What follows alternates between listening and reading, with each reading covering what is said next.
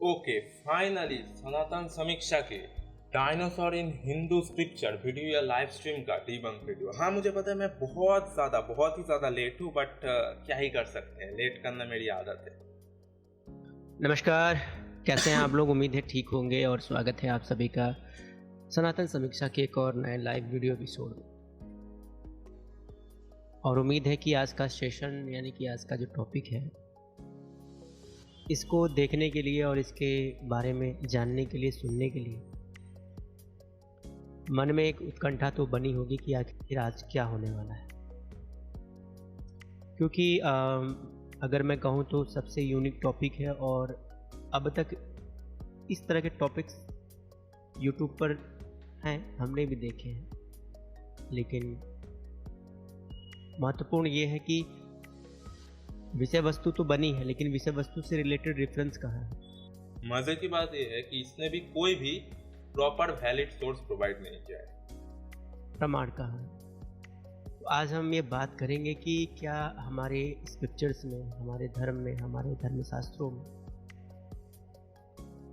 जो ये डायनासोर नाम के एक प्राणी की बात की जाती है। डायनासोर नाम का कोई एक सिंगल एनिमल नहीं है। डायनासोर या एक क्लेड है, रेप्टाइल का एक ग्रुप है, ना कि कोई सिंगल एनिमल। और कहा जाता है कि धरती पर और दूसरी चीज कि किसी भी रिलीजन में डायनासोर्स या कोई भी प्रीहिस्टोरिक एनिमल का जिक्र नहीं है, क्योंकि रिलीजियस बुक में सिर्फ वही एनिमल का जिक्र मिलता है जो कि उस टाइम उस जगह रहते थे। एग्जाम्पल है जैगुआर या केमन, इनका जिक्र हमें यहाँ के रिलीजन में नहीं मिलेगा क्योंकि ये यहाँ के नेटिव नहीं, ये न्यू वर्ल्ड के हैं। मिलियन ईयर पहले डायनासोर का रास्ता कहा जाता है। नहीं, डायनासोर्स 201.3 से लेके 66 मिलियन ईयर्स तक डोमिनेंट लैंड वर्टेब्रेट्स थे। कहा जाता है नहीं, ये फॉसिल रिकॉर्ड है। और जब डायनासोर का राज था तो उसके टाइम में किसी का राज नहीं था, मतलब कोई नहीं, ये गलत है। डायनासोर्स के टाइम में भी दूसरे टाइप के एनिमल्स रहते थे। Pterosaurs, ichthyosaurs, plesiosaurs, mosasaurs, other lizards, snakes, mammals, crocodylomorphs, amphibians, fishes, insects, other invertebrates, बहुत सारे टाइप के एनिमल डायनासोर्स के टाइम पे रहते थे। अब बड़ा सवाल ये है कि आजकल हम जो फिल्मों में या फिर अपनी कल्पनाओं में और चित्रों में जो जिस डायनासोर को देखते हैं या जैसी शख्सियत डायनासोर की हमें दिखाई जाती है, क्या सच में डायनासोर वैसा ही होता है? वेल, डिपेंड करता है कि कहाँ की बात कर रहा है। अगर मूवीज की बात करें तो ऑफ कोर्स कॉमन सेंस है कि मूवीज के डायनासोर्स एक्यूरेट नहीं होंगे। प्री हिस्टोरिक प्लैनेट के जो डायनासोर्स है वो काफी ज्यादा एक्यूरेट है आज के टाइम पे। और सबसे बड़ी बात है कि आज से मिलियन ईयर पहले, या फिर चलिए कोई बात नहीं, डायनासोर के अस्तित्व के समाप्त होने के बाद भी एक और गलत चीज बोल दिया, डायनासोर्स पूरी तरीके से एक्सटिंक्ट नहीं हुए। नॉन एवियन डायनासोर्स एक्सटिंक्ट हुए हैं। एवियन डायनासोर्स आज भी जिंदा है। जो बर्ड्स है वो ट्रू डायनासोर्स है। जो नई सभ्यताएं पनपी, एव्स बर्ड्स को कहा जाता है। जैसे मैंने कहा कि एवियन डायनासोर, ठीक है, एव्स। जो नई जनरेशंस पनपी, उन्होंने इस प्राणी का क्या नाम रखा था? वो इसको कैसे जानते थे? क्योंकि ये जो डायनासोर नेम मिला हुआ है या डायनासोर जो नाम मिला हुआ है, तो ये नाम तो किसी दूसरे परिप्रेक्ष्य का है। और असल में डायनासोर जो नाम मिला हुआ है वो भी आया है दानवासुर से। पहले यहाँ पे बहुत सारी प्रॉब्लम है। पहली बात तो अगर कोई पुराने सिविलाइजेशन को डायनासोर्स के फॉसिल गलती से मिल भी गए तो भी उनके लिए ये पता लगाना इम्पॉसिबल है कि ये कौन से एनिमल का और ये कितना पुराना है, तो वो प्रॉपर रिकंस्ट्रक्शन नहीं कर पाएंगे। और दूसरी बात, डायनासोर और दानवासुर दोनों एक चीज नहीं है। दानव एंड असुर दोनों हिंदू माइथोलॉजी के डीमॉन्स है और डायनासोर्स रियल एनिमल्स है। और दानवासुर करके कोई शब्द होता ही नहीं है। बेसिकली दानव एंड असुर दो अलग अलग शब्द है, दोनों दो टाइप के डीमॉन्स है हिंदू माइथोलॉजी। इसने दोनों वर्ड को मिक्स करके दानवासुर बना दिया, जो कि सुनने में लगता है कि हाँ डायनासोर्स जैसा लग रहा है, बट है नहीं। और सिमिलर वर्ड से कुछ नहीं होता, बहुत सारे वर्ड सिमिलर होते हैं, तो इसका मतलब क्या है? दानव का मतलब क्या होता है? दानव का मतलब होता है विराट, विशाल, विकराल, भयानक। ठीक है, तात्पर्य इसका ये होता है। और डायनासोर की शख्सियत भी कुछ ऐसी ही है, एक सेकंड बोलने दो। विराट, विकराल, भयानक, खतरनाक, एक ऐसा प्राणी जो हमारी कल्पनाओं से भी काफी ज्यादा बड़ा है। बताओ। कल्पनाओं से बड़ा है, ये क्या मतलब है? मुझे नहीं समझ में आया। पहली बात, एक बहुत बड़ा मिसकंसेप्शन है कि जो साइज है वो नापा जाता लेंथ पे, जबकि ऐसा नहीं है। जो साइज है वो नापा जाता मास पे। अब आते हैं सनातन समीक्षा के बड़ा है तो डायनासोर है वाली बात पे। हालांकि सोरोपॉड डायनासोर्स अर्थ पे चलने वाले लार्जेस्ट एनिमल्स में से है। हालांकि थेरोपॉड डायनासोर्स अर्थ पे चलने वाले लार्जेस्ट प्रेडिटर्स में से है, लेकिन इसका मतलब ये नहीं है कि बड़ा है तो डायनासोर है। हर एक बड़ा animal is equal to dinosaur, ऐसा नहीं है। डायनासोर्स हर एक शेप एंड साइज के होते थे। छोटे भी डायनासोर्स होते थे, जैसे कि डीलॉन्ग, माइक्रोरैप्टर, वेलोसिरैप्टर, ये कुछ एग्जाम्पल है छोटे डायनासोर्स के। और रही बात अगर हम बात करें सबसे लार्जेस्ट डायनासोर की, जो सबसे लार्जेस्ट डायनासोर है वो अर्थ पे चलने वाला लार्जेस्ट एनिमल भी है, अर्जेंटिनोसॉरस। और बात करें अर्थ के लार्जेस्ट एनिमल की, तो अर्थ पे अभी तक हमें मिला हुआ लार्जेस्ट एनिमल ब्लू व्हेल है। और ब्लू व्हेल कोई डायनासोर नहीं है, वो एक मैमल है। और ब्लू व्हेल किसी भी डायनासोर से बड़ा है। हम इमेजिन भी नहीं कर सकते कि कितना बड़ा है। इमेजिनेशन की जरूरत नहीं है। फॉसिल रिकंस्ट्रक्शन से ये पता लगा सकते हैं कि वो कितने बड़े थे, क्या साइज था उनका, एस्टिमेट एटलीस्ट लगा सकते हैं। जो कंप्लीट फॉसिल जिनके है, ऑलमोस्ट कंप्लीट फॉसिल, उनका हम बहुत ही अच्छी तरीके से बता सकते हैं। जिनका नहीं है उनका स्पेकुलेशन एटलीस्ट कर सकते हैं, एटलीस्ट एक आइडिया कर सकते हैं कि शख्सियत क्या थी, वो कैसे दिखते थे, क्या करते थे, क्या मतलब उनका लाइफ स्टाइल क्या था, ये हम सिर्फ कल्पना कर सकते हैं। वो नॉर्मल एनिमल्स थे, तो वो नॉर्मल एनिमल्स की तरह बिहेव करते थे, उनके भी ऐसे मॉन्स्टर नहीं। और कल्पना करते करते हुए हमने कम से कम 6, 7, 8 पार्ट तो हमने जुरासिक पार्क के बना डाले। वेल, जुरासिक पार्क के 6 पार्ट है, ठीक है, जुरासिक पार्क के 3 और जुरासिक वर्ल्ड के 3, और वो डायनासोर्स के लाइफस्टाइल पे नहीं है वो मूवी। तो क्या देख के आई है मुझे बताओ। एक से एक मूवीज बनी है डायनासोर की, कोई भी एक्यूरेट नहीं। तमाम सारे रिसर्चर्स, स्कॉलर्स इस टॉपिक पर तमाम सारी बातें करते हैं। डायनासोर ऐसा दिखता था, डायनासोर वैसा दिखता था। लेकिन दिक्कत क्या है ना कि डायनासोर चाहे जैसा भी दिखता हो, लेकिन हमारे भारत में हालांकि डायनासोर तो बहुत पहले विलुप्त हो गया, नहीं हुआ, जैसे मैंने पहले बताया, बर्ड्स डायनासोर्स ही है। लेकिन डायनासोर के अंडे के कुछ छिलके बचे हुए हैं। अब ये जो डायनासोर के अंडों के जो छिलके बचे हुए हैं, तो ये छिलके क्या कहते हैं? छिलके ये कहते हैं कि अगर तुम्हारा धर्म, तुम्हारी संस्कृति, तुम्हारा मत अगर इतना ही प्राचीन है, इतना ही पुराना है, तो फिर डायनासोर का नाम क्यों नहीं आता? ये लोग जितना पुराना क्लेम करते हैं, ठीक है, उस हिसाब से डायनासोर्स और ह्यूमंस को कोएग्जिस्ट करना चाहिए। और इस सूरत में ह्यूमंस किसी भी हालत में मैमल्स नहीं हो सकते। और सिर्फ डायनासोर्स के साथ ही नहीं, फिर ह्यूमंस को डायनासोर्स से पहले भी जो एनिमल्स थे उनके साथ भी कोएग्जिस्ट करना चाहिए। अब इन बच्चों को कौन समझाए, इन छिलकों को कौन समझाए कि भाई जिसको तुम डायनासोर आज के लिए कहते हो, कि आज जो तुमने उसका एक नाम रखा हुआ है डायनासोर, कोई ज़रूरी थोड़े है कि आज से हजारों साल पहले, 10,000 साल पहले, 5,000 साल पहले अगर कोई उसके बारे में जानता भी होगा तो उसका नाम डायनासोर ही रखा होगा, क्योंकि ये डायनासोर तो आधुनिक नाम है। बट उनको पता कैसे चला, ये भी तो जरूरी है ना बताना। पहचानते थे, या इससे पहले उसकी क्या पहचान थी, उसकी क्या आइडेंटिटी थी, लोग जानते भी थे कि नहीं जानते थे। और डायनासोर के परिप्रेक्ष्य में असल में आज जैसा चित्रण हमारे सामने प्रस्तुत किया जाता है, क्या सच में डायनासोर वैसे ही थे क्या? ऐसे काम नहीं बनता है, ठीक है। ऐसे तो कोई भी बोल देगा कि हाँ भाई ये एनिमल डायनासोर है। ऐसे तो चाइनीज भी बोल सकते हैं कि जो ड्रैगन है वही एक्चुअली में डायनासोर है। ऐसे नहीं होता, एनाटॉमी भी मैच खाना चाहिए। डायनासोर के जितने भी यूनिक फीचर है वो भी होने चाहिए उस एनिमल में, तब वो डायनासोर्स कहलाया जाएगा और तब वो क्लेड डायनासोरिया में आएगा। और आज मैं कमेंट्स नहीं लेने वाला हूँ क्योंकि वैसे भी टॉपिक काफ़ी इम्पोर्टेंट है और मैं इस टॉपिक को पूरा कंटेंट बेस बनाना चाहता हूँ।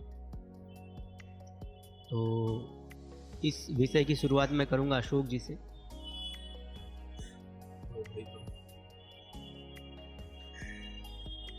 जी सभी अशोक का जी। स्वागत है और जी। सभी को मेरा राम राम जी।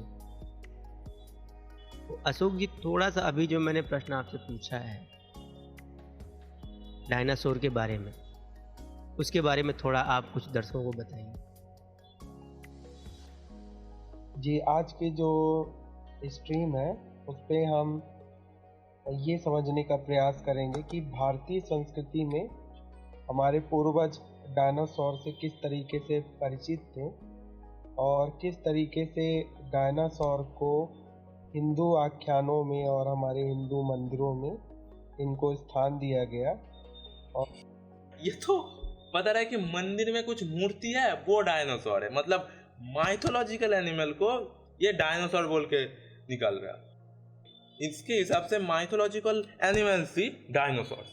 वाह, तालिया, बेवकूफ़ी, हद पार बेवकूफ़ी है ये। और किस तरीके से हमारे धर्म ग्रंथों में जो आख्यान है उनमें हमारे पूर्वजों ने किस तरीके से डायनासोर तो ये अभी आधुनिक शब्द है, पर उस समय पे जो प्राचीन शब्द था उसको इस्तेमाल करते हुए किस तरीके से उनका यानी विवरण दिया। तो आज की यही स्ट्रीम पर हम जानेंगे, क्योंकि कई लोग ये सवाल उठाते रहते हैं कि अगर हिंदुओं का धर्म बहुत प्राचीन है तो हिंदुओं को भी ऐसे विशालकाय जीवों के बारे में पता होना चाहिए। साथ में तो रहना भी इस चीज़ चाहिए। को लेके काफ़ी सवाल उठते रहते हैं। इसी तारतम्य में हमने सोचा कि एक स्ट्रीम कर दिया जाए 1 घंटे का ताकि stream। वाह। सभी चीज़ों को स्पष्टता से स्ट्रीम पर बता दिया जाए। जी कुशवाहा जी। जी, तो जैसा कि अशोक जी ने आपको बताया कि आज का ये कंटेंट या आज की ये विषय वस्तु को लाने का कारण क्या है, इसकी आवश्यकता क्यों पड़ रही है, तो लगभग आपको समझ में आया होगा कि इस तरह की विषय वस्तु को आपके सामने रखने की ज़रूरत क्यों पड़ रही है। ज़रूरत वही है कि डायनासोर के अंडे के छिलके अभी भी काफ़ी परेशान हैं और वो बार बार कह रहे हैं कि अच्छा तुम्हारा धर्म अगर पुराना है तो डायनासोर दिखाओ, डायनासोर दिखाओ। तो अब बड़ा सवाल यह है कि भाई डायनासोर तो आधुनिक नाम है, लेकिन डायनासोर भी अगर तुम मानते हो तो ये इस शब्द की व्युत्पत्ति का आधार क्या है? डायनासोर का मतलब क्या है? अगर मीनिंग पूछ रहा है तो डायनासोर का जो मीनिंग है वो है टेरेबल लिजर्ड। क्या वो जो तुम जुरासिक पार्क की 6, 7, 8 पार्ट में जो फिल्में देख के आए वो डायनासोर है? ऑफ कोर्स नहीं। क्या उसके आधार पर तुम डायनासोर की शख्सियत को पहचानने की कोशिश नहीं। करते हो? तो ये बड़ा मुद्दा है और इन बड़े विषयों के साथ आगे बढ़ेंगे और ये जानने की कोशिश करेंगे कि आखिर जो डायनासोर का परिप्रेक्ष्य है तो क्या है। एक भयानक जानवर या जंतु क्या है समझ, क्या क्या क्या बोलना क्या चाह रहे हैं? देखो मैं फिर से समझाता। डायनासोर जो नाम है अगर हम उसका डायरेक्ट मीनिंग देखें तो वो टेरेबल लिजर्ड है। हालांकि डायनासोर के नाम पे सौर यानी कि लिजर्ड आता है, ठीक है, लेकिन डायनासोर लिजर्ड नहीं है, ना ही लिजर्ड से क्लोजली रिलेटेड है। लिजर्ड है स्क्विमेट्स और लेपिडोसॉर्स, लेकिन जो डायनासोर है वो एक्चुअली में बिलोंग करते हैं आर्कोसोर या क्लेड में, तो क्लोजली रिलेटेड नहीं है। और अगर ये बोल रहा है कि डायनासोर डिफाइन कैसे है, तो डायनासोर डिफाइन एज बर्ड्स, जो मॉडर्न बर्ड्स है उनका, और जो ट्राइसेराटॉप्स डायनासोर है इनका क्लोजेस्ट कॉमन एंसेस्टर एंड उसके सारे डिसेंडेंट डायनासोरिया का पार्ट है। हालांकि कुछ लोग ये भी सजेस्ट करते हैं कि ये मेगालोसोरस एंड इग्वानाडॉन होना चाहिए, ठीक है, ट्राइसेराटॉप्स एंड बर्ड्स की जगह पे, क्योंकि वो 2 जीनस थे जिसके बेसिस पे डायनासोरिया क्लेड बनाया गया। रिचर्ड वेन के द्वारा 1842 में ये भी सजेस्ट किया जाता है। लेकिन अगर दोनों में से कोई भी हो मतलब एक ही है। ट्राइसेराटॉप्स और इग्वानोडॉन दोनों ऑर्निथिस्किया ने, और जो मेगालोसॉरस और बर्ड्स है दोनों थेरोपॉड्स है। तो बात सेम ही है, कोई भी ले लो। जिसकी इमेज जो है उसकी दानवता से है, उसकी भयावता से है। वेलोसिरैप्टर, माइक्रोरैप्टर, जैसे मैंने कहा, साइनोनिथोसॉरस, डीलोंग, बहुत सारे छोटे डायनासोर्स है। और डायनासोर का मॉन्स्टराइजेशन मत करो वीडियो पे, बहुत गलत चीज़ है, वो मॉन्स्टर नहीं है। अपने जमाने का सबसे बड़ा प्राणी, ठीक है, हाँ। और इतना बड़ा कि पूछो मत। तो सवाल ये है, आखिर ये बड़े प्राणी, ये बड़े जानवर कितने पुराने हैं? तो क्या ये खुद बताओ ना, खुद रिसर्च करो, खुद बताओ, पूछ क्यों रहे हो? तो मैं बता देता। डायनासोर्स फर्स्ट अर्थ पे अपीयर हुए थे लगभग 245 मिलियन ईयर्स पहले। बड़े और भयानक जंतुओं और जानवरों का उल्लेख हमारे साहित्य। भयानक जंतु, डायनासोर्स इज इक्वल टू भयानक जंतु। वाह, क्यों मैं नहीं हूँ? क्या नहीं ये डायनासोर की हड्डियाँ, डायनासोर के अवशेष या डायनासोर की जानकारी सिर्फ ये आधुनिक जगत की खोज है?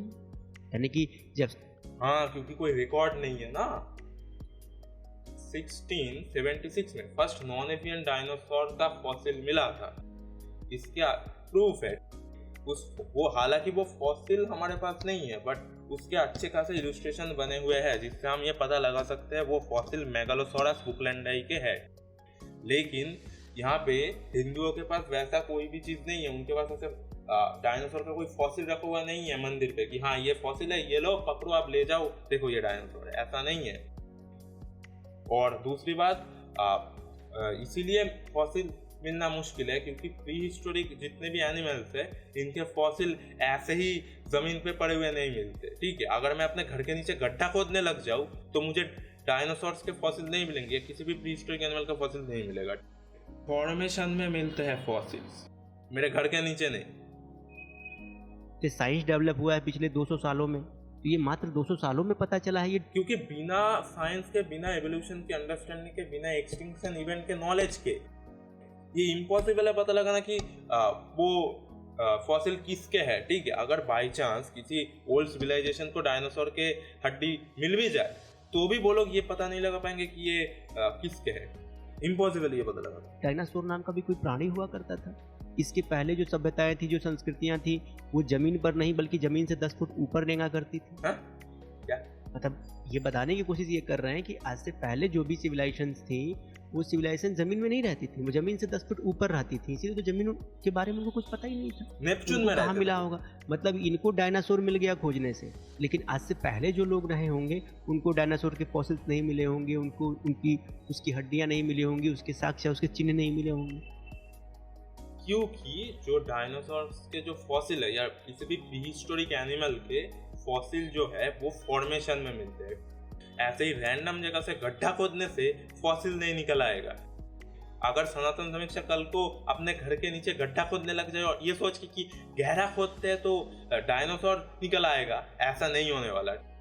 फॉसिल फॉर्मेशन में मिलते हैं, और जो फॉर्मेशन जहाँ पे होता है उस एरिया के आसपास इतना ह्यूमन पॉपुलेशन नहीं होता है।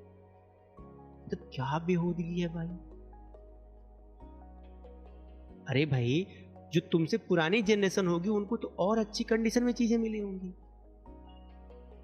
पगला गया है ये एक फॉसिल जो मिलियन ईयर्स तक प्रिजर्व है, वो 1000 साल में खराब हो जाएगा। इसके हिसाब से ऐसे नहीं होता। ठीक है, मेरी बात समझ। अगर कोई फॉसिल प्रिजर्व है तो वो प्रिजर्व रहेगा। जब तक ह्यूमन इंटरफेयर या किसी भी एक्सटर्नल चीज का इंटरफेयर नहीं होता है तब तक वो फॉसिल महफूज रहेगा, वो प्रिजर्व रहेगा। एक्सप्लेनेशन भी दी होगी और गलत होगा। अगर बाई चांस अगर मिल भी जाए तो गलत एक्सप्लेनेशन होगा ना। देने का उनका तरीका क्या था ये समझना बहुत जरूरी है। तो आइए इस चीज को समझते हैं।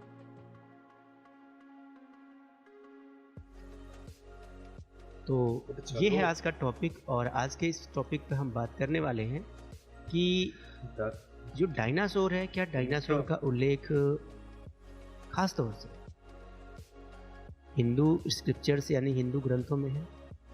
क्या प्राचीन हिंदुओं को इसकी जानकारी थी? नहीं। काफी विस्तृत और विशद विषय है।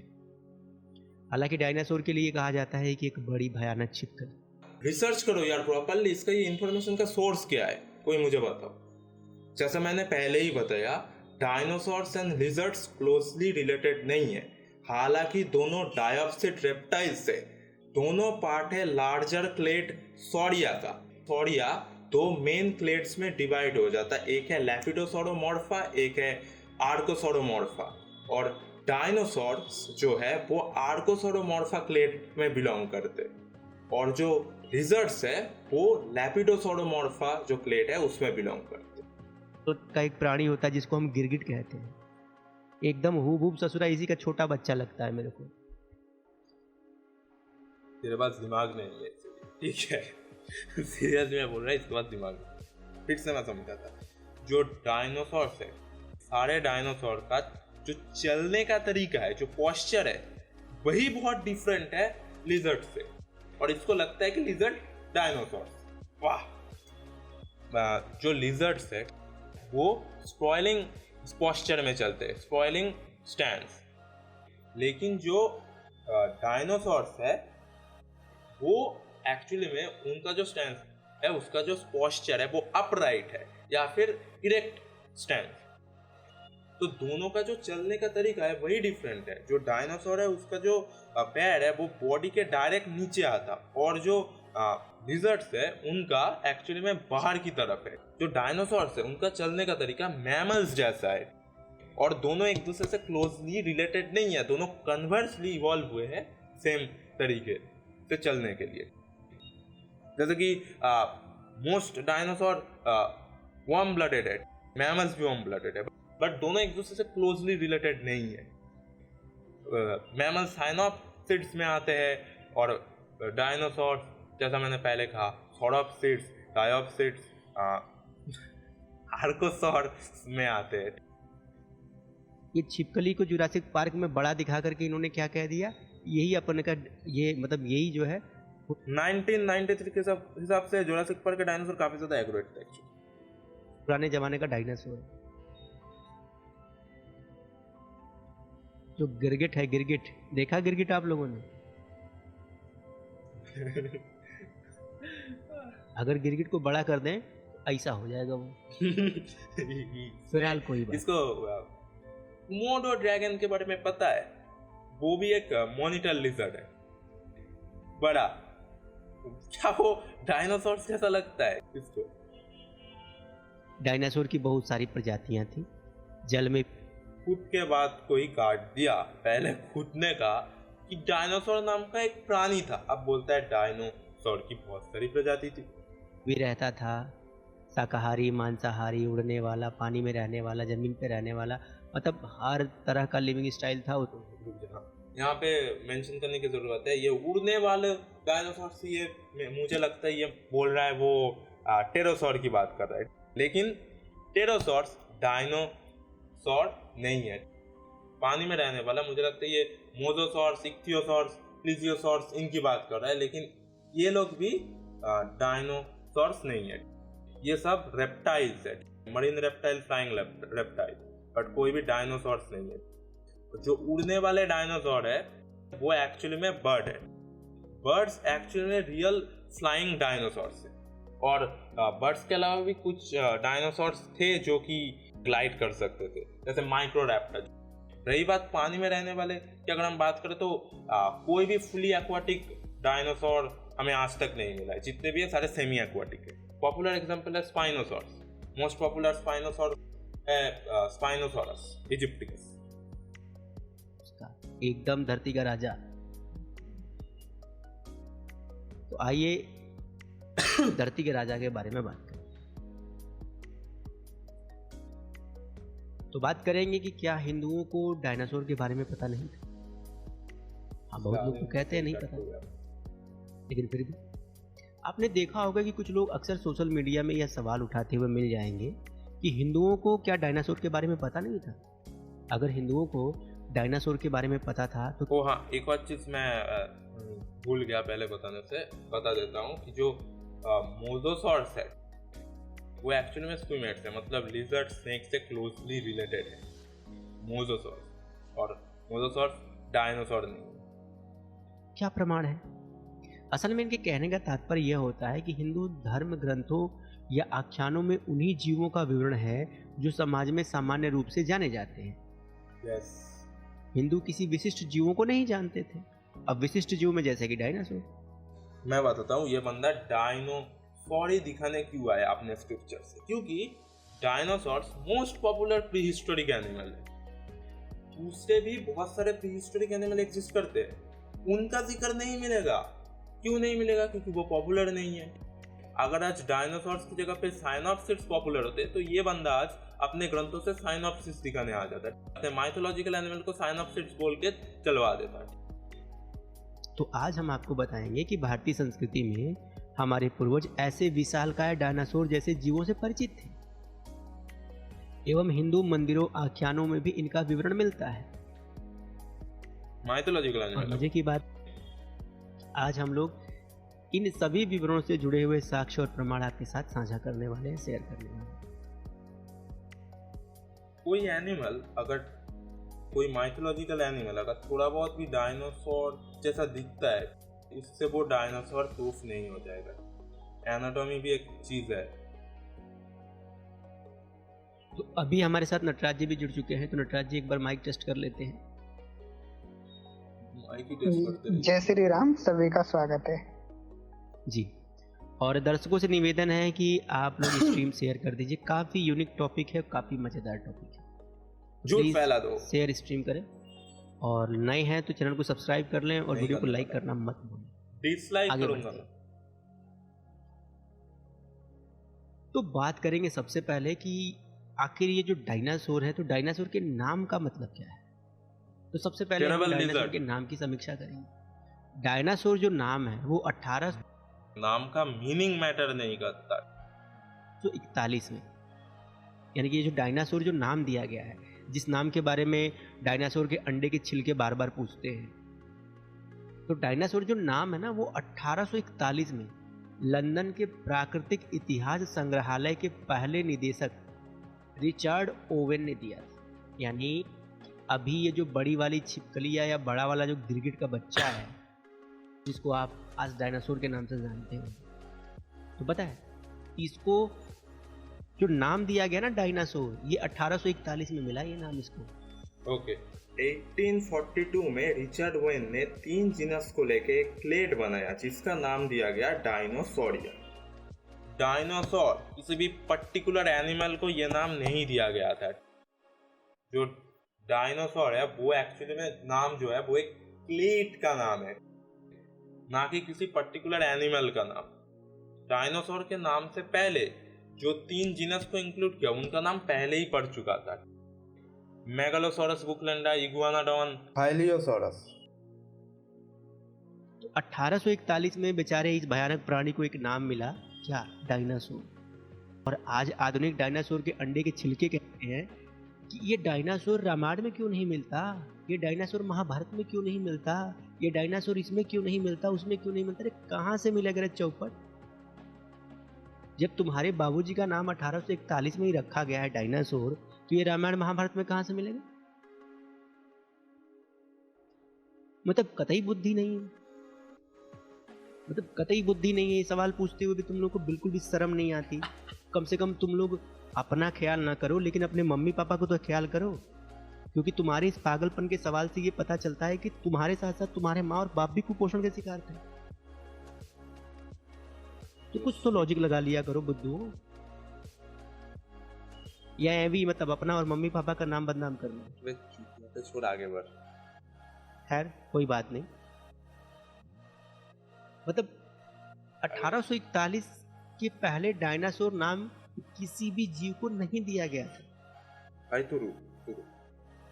1824 में मेगालोसोरस जीनस का नाम मिला और जो स्पीसीज है मेगालोसोरस बुकलैंडर, वो नाम मिला 1827 में, और जो फॉसिल था वो फर्स्ट टाइम मिला था 1676।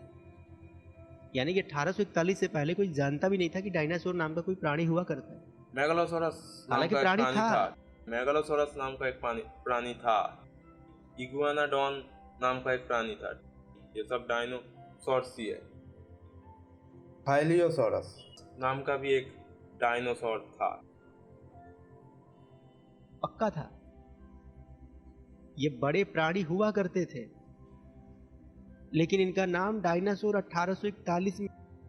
अब उससे पहले की जनरेशन इन बड़े प्राणियों को किस नाम से संबोधित करती थी, कैसे जानती थी, इनके क्या चिन्ह थे, इनके क्या साक्ष्य थे, यही तो सोच का विषय है। तो असल में जो डायनासोर है, ये डायनासोर एक ग्रीक शब्द है जिसका अर्थ होता है भयानक, lizard। बड़ा, विशाल और अजीब। क्या होता है? डायनासोर टेरेबल लिजर्ड होता है।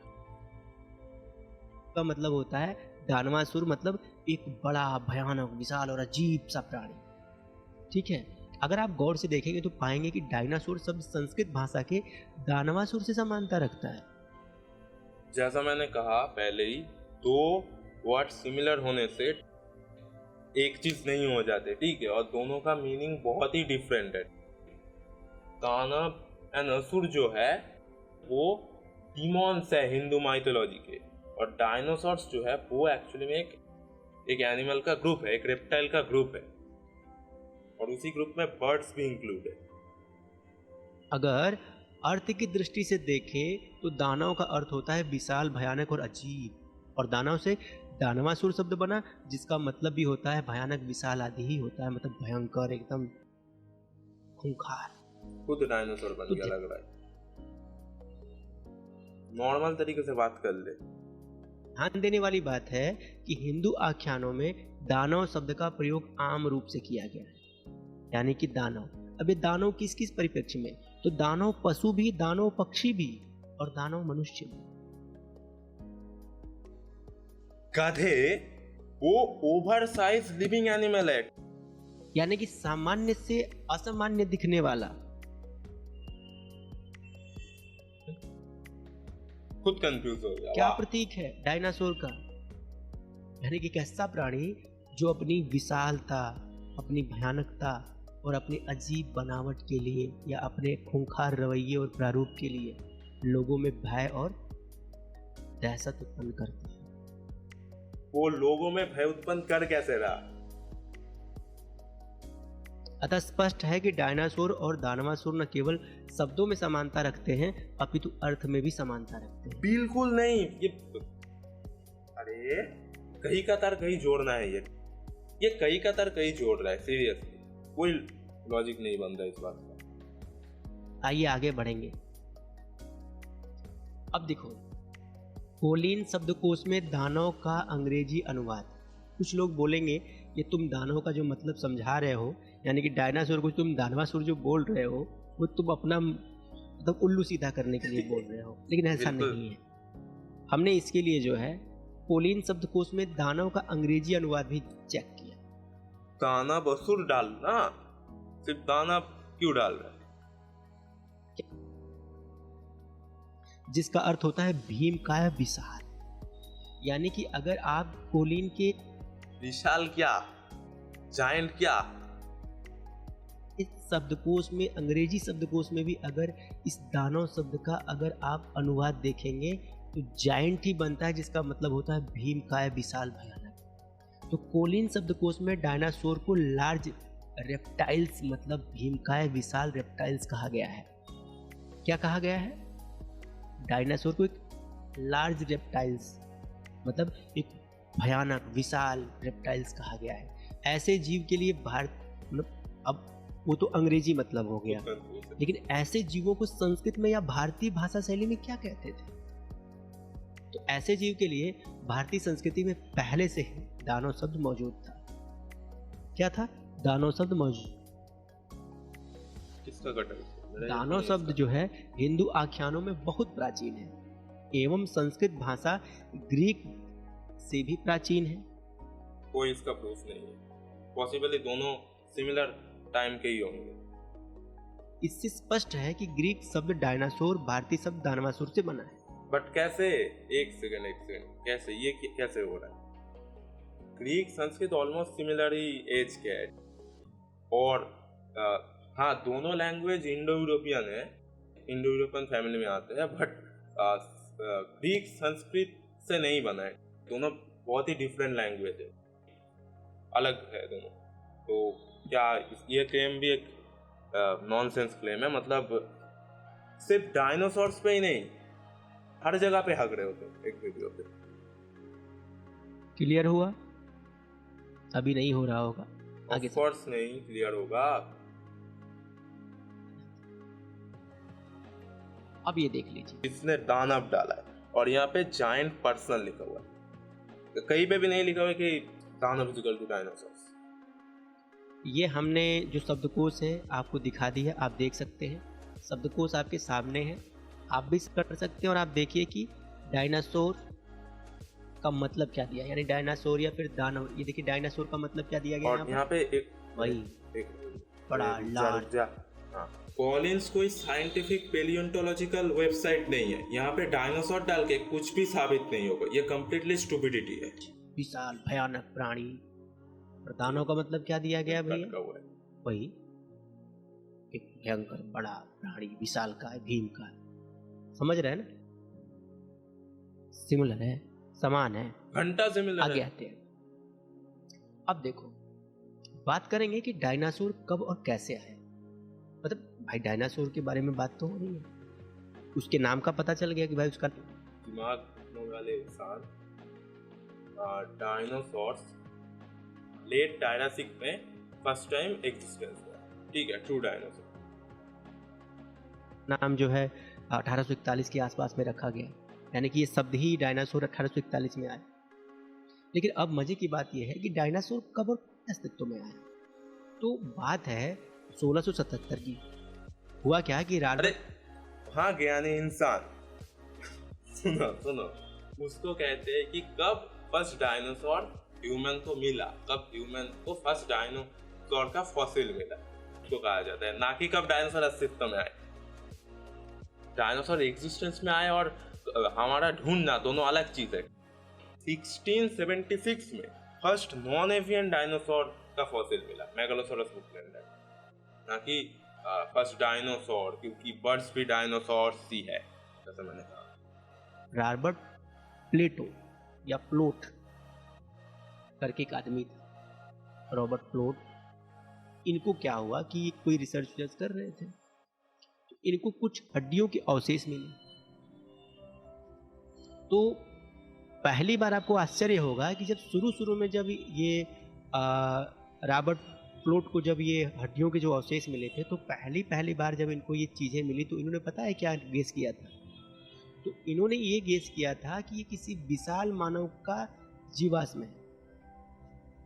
क्या गेस किया कि ये किसी 1676 में एक मैसिव फीमर का लोअर पार्ट मिला। स्टार्टिंग में माना गया कि ये किसी रोमन वॉर एलिफेंट का है, फिर माना गया कि ये किसी जायंट ह्यूमन का हड्डी है, जैसा बाइबल में मेंशन है। और ये चीज बना रहा अंटिल 1824, जब विलियम बुकलैंड ने इस जीनस को नाम दिया मेगालोसोरस। मेगालोसोरस का मतलब होता है ग्रेट लिजर्ड, और ये जो फॉसिल है वो मेगालोसोरस की, वो मिडिल जुरासिक की है। की हड्डियों का ढांचा है या जीवाश्म है। फिर क्या हुआ? 1824 में बैकलैंड ने इसे विशाल सरीसृप की हड्डी बताया। यानी कि शुरू में 1824 में ना कि इसको सिर्फ लिजर्ड कहा गया, जायंट लिजर्ड, बल्कि इसका नाम भी किया गया, मतलब नामकरण भी किया गया, नाम भी दिया गया इसको मेगालोसोरस, जीनस का नाम दिया गया, जिसका मतलब होता है ग्रेट लिजर्ड। स्टार्टिंग में इसको जायंट लिजर्ड माना गया, जबकि जो डायनासोर्स है वो एक्चुअली में लिजर्ड नहीं है। 1677 में जहाँ पर इन ढांचों को या इनकी अस्थियों को या अवशेषों को देख करके ये अंदाजा लगाया गया कि ये किसी विशालकाय मनुष्य की हड्डियां हैं, तो वही मान्यता जो है 1824 में आते आते क्या हुई? 1824 में आते आते इसको ये कहा गया कि नहीं, ये एक विशाल सरीसृप की हड्डियां हैं। फिर होता क्या है, नाम भी दिया 1840 आता है। 1840 में पीटर पार्कर, इसने जो जीनस का नाम पढ़ा मेगालोसॉरस, उसको पूरी तरीके से स्किप कर दिया। फिर जब उसका स्पीसीज का नाम पढ़ा मेगालोसॉरस बुकलैंड आई, उसको भी पूरी तरीके से स्किप मार दिया। फिर डायरेक्ट 1840 में आ गया। ने बच्चों के लिए एक बुक लिखी। क्या किया? 1840 में पीटर पार्ले नाम का एक आदमी था, इसने बच्चों के लिए एक बुक लिखी जिस पर विशालकाय जीव का चित्रण किया गया। इस समय तक डायनासोर नाम इन्होंने ही, यानी ये जो समय था, ये जो भी कार्यक्रम चल रहा था, तो जो बुक उन्होंने लिखी, तो अपनी बुक में इन्होंने एक विशालकाय जीव का चित्रण तो किया, लेकिन इस समय तक डायनासोर नाम जो है वो अस्तित्व में नहीं आया था। कब आया? 1841 में। और मैं बात कर रहा हूँ 1840 की, यानी कि डायनासोर नाम के अस्तित्व में आने से पहले ही 1677 में अवशेष प्राप्त हो गए। 1824 में इसको एक विशाल सरीसृप माना गया। ठीक है, 1840 में सबसे पहली बार पीटर पार्ले ने एक बच्चों की बुक लिखी और उसमें एक विशालकाय प्राणी का चित्रण किया, लेकिन क्या नाम था उसका? तो नाम नहीं रखा गया था उसको, एक विशाल, अबे उल्लू के पट्टे। ये जिस बुक की बात कर रहा है, उस बुक में डायनासोर्स का इलस्ट्रेशन था ही नहीं।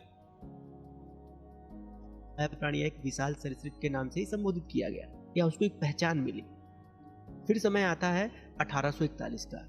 रिचर्ड ओवेन ने सर्वप्रथम इसे डायनासोर नाम दिया।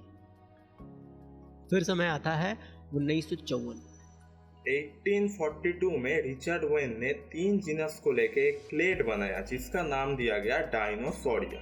इनमें जो 3 जीनस थे वो थे मेगालोसॉरस, इग्वानाडॉन एंड हाइलियोसॉरस। 1954 में रिचर्ड ओवेन ने डायनासोर का चित्रण किया, फिक्शनल चित्रण किया, काल्पनिक। एक सेकेंड, अरे क्या बेवकूफी है। रिचर्ड ओवेन की डेथ 18 दिसंबर 1892 को हो गई थी, तो 1954 में ड्राइंग कैसे किया? क्या है ये? चित्र बनाया, ठीक है। और फिर 1889 में बेंजामिन हॉकिंग ने जलीय डायनासोर का चित्रण किया। क्या हुआ भाई?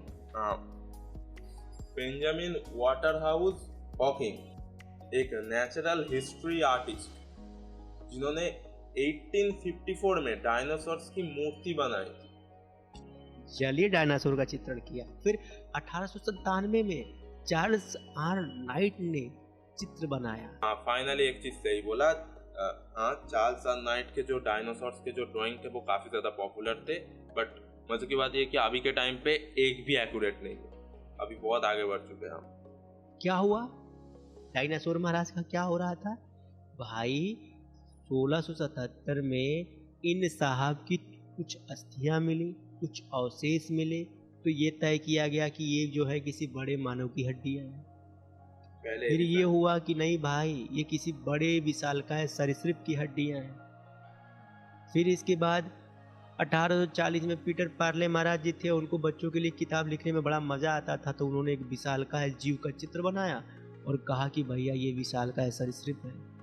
फिर इसके बाद 1841 में रिचर्ड ओवेन महाराज आते हैं और ये कहते हैं कि भैया एक काम करते हैं, जब इतना कुछ बकैती कर ही रहे हैं तो एक बात और बोल देते हैं, इसका नाम रख देते हैं डायनासोर। ठीक, उसके बाद क्या? अरे इसको कोई समझाओ कि मेगालोसॉरस नाम पहले पढ़ चुका था और डायनासोर कोई सिंगल एनिमल नहीं है। क्या हुआ?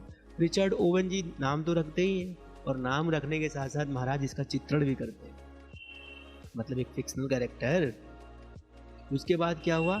1889 में नॉलेज के हिसाब से बनाया गया था। ठीक है, बेंजामिन महाराज आते हैं और इन्होंने 2 कदम और आगे जाकर के एक जलीय डायनासोर का चित्रण किया, यानी कि पानी में रहने वाले डायनासोर का।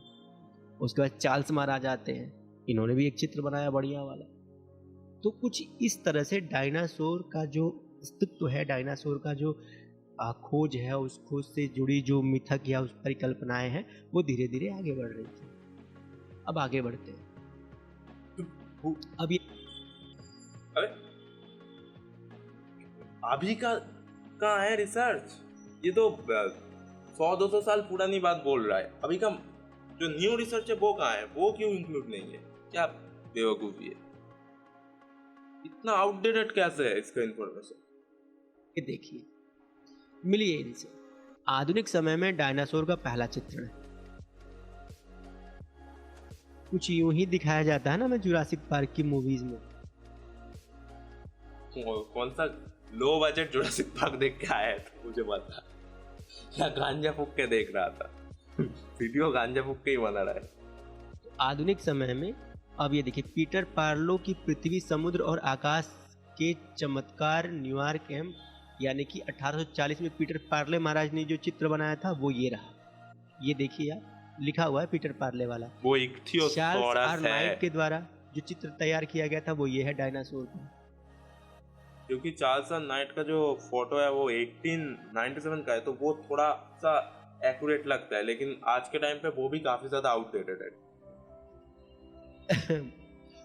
वाटर हाउस हॉकिंस द्वारा 3 प्राचीन सरीसृपों का एक जल रंग चित्रण प्रस्तुत किया गया, ये आप देख सकते हैं। तो ये डायनासोर की शुरुआती वो चित्रण है। 3 अलग अलग जीनस है, वो 3 अलग अलग जीनस है। इसमें एक मेगालोसोरस है, एक इगुआनाडॉन है, एक हाइलियोसोरस। हाँ जी, ये जो एक ऊपर डायनासोर का चित्र है जिसमें नाम नहीं लिखा है, वो रिचर्ड ओवेन ने इसको हाँ, बनाया ये पहली था। बार रिचर्ड ओवेन जो हाँ, तो 1841 इससे हम देख सकते हैं कि कितना चेंज हुआ है उस टाइम के नॉलेज और आज के नॉलेज के हिसाब से। जब स्टार्टिंग में इसकी खोज हुई थी तब ये 4 पैरों पे चलने वाला एक लिजर्ड टाइप एनिमल था। में वही वाला ना। तो रिचर्ड ओवेन है, पीटर पार्ले है, चार्ल्स आर नाइट है और बेंजामिन है। तो ये जो लोग हैं इन्होंने अपनी बस सारे कल्पनाओं आउटडेटेड है में अभी के। डायनासोर का चित्रण किया। आप देखो कैसे कैसे एक हाइट डायनासोर है, ये तो मतलब ये डायनासोर देखो, सबसे पहला वाला जो जिन्होंने नाम रखा था डायनासोर, तो जिन्होंने नाम रखा था उन्होंने जो है चित्र भी बनाया, तो ऐसा चित्र बनाया उन्होंने कि ये ऐसा रहा होगा जानवर। ठीक है, यानी कि ये जो जानवर रहा होगा ये ऐसा रहा होगा। फिर चार्ल्स आर नाइट मारा जाते हैं तो वो थोड़ा सा और मगरमच्छ और छिपकली का ले लेते हैं। इनको मगरमच्छ और छिपकली का मिलता जुलता एक डायनासोर बनाते हैं और उसको देखिए खूंखार तरीके से बनाते हैं, दोनों आपस में बाज रहे हैं, लड़ रहे हैं। तो ट्रिप्टोसॉरस देखिए। लड़ रहे। उसके बाद पीटर पार्ले जी आते हैं, तो पीटर पार्ले जी जो है जलीय डायनासोर का चित्र बनाते हैं। तो वो भाई देखिए वो- थोड़ा मछली टाइप का बना देते हैं और वो- बत्तख टाइप का बना देते हैं। यहाँ वो पे इक्थियोसॉरस है, डायनासोर नहीं है। देख सकते हैं, लेकिन आकार में विशालकाय दिखाते हैं। फिर इसके बाद बेंजामिन आते हैं। तो बेंजामिन महाराज जो है ये भी बनाते हैं, तो ये 3 टाइप के बनाते हैं कि भाई ये 3 टाइप के रहे होंगे, इनकी सब वो 3 अलग अलग जीनस है। रचना ऐसी रही होगी। ये 3 प्रकार के प्राचीन सरीसृपों का एक जलरंग चित्रण बनाते हैं। तो ये कुछ इस तरह से जो है डायनासोर के शुरुआती नामकरण और शुरुआती चित्रण का एक आधार आपके सामने प्रस्तुत किया गया। आखिर डायनासोर की कहानी हमारे आपके बीच में इसी तरह तो आई है। ऐसे तो भाई डायनासोर का नाम भी हमारे बीच में इसी तरह से आया। फिर डायनासोर कैसा दिखता होगा वो फिक्शनल चित्र भी हमारे सामने आए। तो जो ये फिक्शनल चित्र बना रहे थे, जिन्होंने एक कैरेक्टर का नाम रखा, तो वो हो गए इसकी खोजकर्ता। फिक्शनल नहीं है, ऐसे नहीं होता कि हाँ एक डायनासोर का फॉसिल मिला और चलो इसको लेके जैसा दिमाग में आए वैसा टेढ़ा मेढ़ा करके बना दो, हो गया डायनासोर। ऐसा नहीं है, बहुत मेहनत लगती है।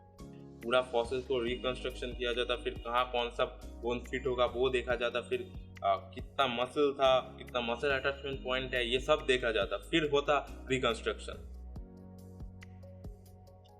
ये वो हो गया डायनासोर के माई बाप कि इन्होंने ही डायनासोर को खोजा है और इन्होंने ही डायनासोर का नाम दिया है, तो डायनासोर के बारे में ये सब कुछ जानते हैं। ऐसा कोई नहीं कहता। लेकिन मजे की बात है कि भाई क्या ऐसे जानवर जो इन्होंने बनाए हैं, यानी कि जैसे बेंजामिन ने बनाया, चार्ल्स आर नाइट ने बनाया, ठीक है, पीटर पार्ले ने बनाया, इन लोगों ने जो ये चित्र बनाए हैं, तो इन चित्रों में जिस प्रकार का डायनासोर दिखाया गया है, ठीक है, भीमकाय विशाल सरीसृप दिखाया गया है, तो क्या ऐसे विशालकाय सरीसृप, ऐसे विशालकाय जानवरों के बारे में क्या हमारे हिंदू धर्म ग्रंथों में या फिर हमारे प्राचीन मंदिरों में इसकी चर्चा नहीं की गई है? क्या नहीं। ऐसे विशालकाय सरीसृपों के बारे में चर्चा ही नहीं है, बताया ही नहीं गया है, उल्लेख ही नहीं है? जी बिल्कुल है। ऐसे न सिर्फ भारत बल्कि भारत से बाहर दुनिया के हर कोने के लोग जानते थे और उन्होंने समय समय पर इसका उल्लेख भी किया है और इसके बारे में जानकारी भी दी है। तो आइए बात करते हैं, लेकिन टॉपिक शुरू करें। नटराज जी भी हमारे साथ जुड़े हुए हैं, तो मैं चाहूंगा अगर यहाँ पर नटराज टॉपिक ही शुरू नहीं हुआ, 30 मिनट हो गए। जी कुछ बोलना हो तो आप बोल सकते हैं।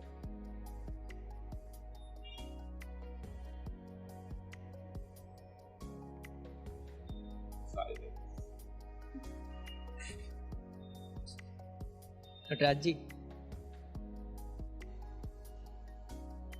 शायद नहीं सुन पा रहे। चलिए आगे बढ़ते हैं। अब यहाँ हम बात करेंगे कि ध्यान देने योग्य कुछ तथ्य। यहाँ पर कुछ बातें हैं जो ध्यान देने के लायक है और हमें ध्यान देना चाहिए। अब आधुनिक समय में 1677 से पहले विशालकाय जीव के बारे में वैज्ञानिकों को पता नहीं था। ऐसे विशालकाय जीवों का चित्रण क्योंकि फॉसिल ही नहीं मिला था तो पता कैसे चलेगा? 1840 के पहले आधुनिक वैज्ञानिकों के पास नहीं था।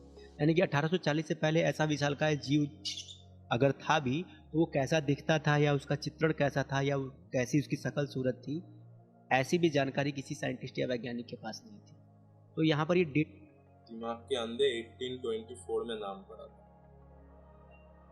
मेगालोसॉरस। 1877 1840 यानी कि 1840 में इस जीव का नामकरण होता है और 1840 और 1677 से पहले 1677 से पहले यानी कि जब पहला इसका वो मिला था, क्या मिला था, सबसे पहला बार जब इसकी हड्डियां और अवशेष मिले तो 1677 के आसपास इसकी हड्डी और अवशेष मिलते हैं। फिर ये कहा जाता है कि ये किसी विशाल प्राणी के अवशेष, ठीक है।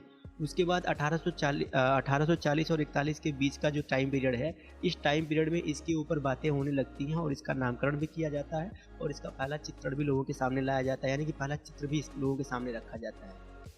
अब हम ये पता करने की कोशिश करेंगे कि 1677 से पहले तो डायनासोर के अवशेष भी नहीं मिले थे। 1841 से पहले डायनासोर नाम भी नहीं मिला था। लेकिन क्या 1677 और 1840 से पहले किसी सभ्यता में, किसी संस्कृति में ऐसे चित्रण किए गए हैं जैसा कि आजकल डायनासोर दिखाया जाता है? फोटो से बात नहीं बनती, एनाटॉमी भी एक चीज है, वो भी मैटर करता।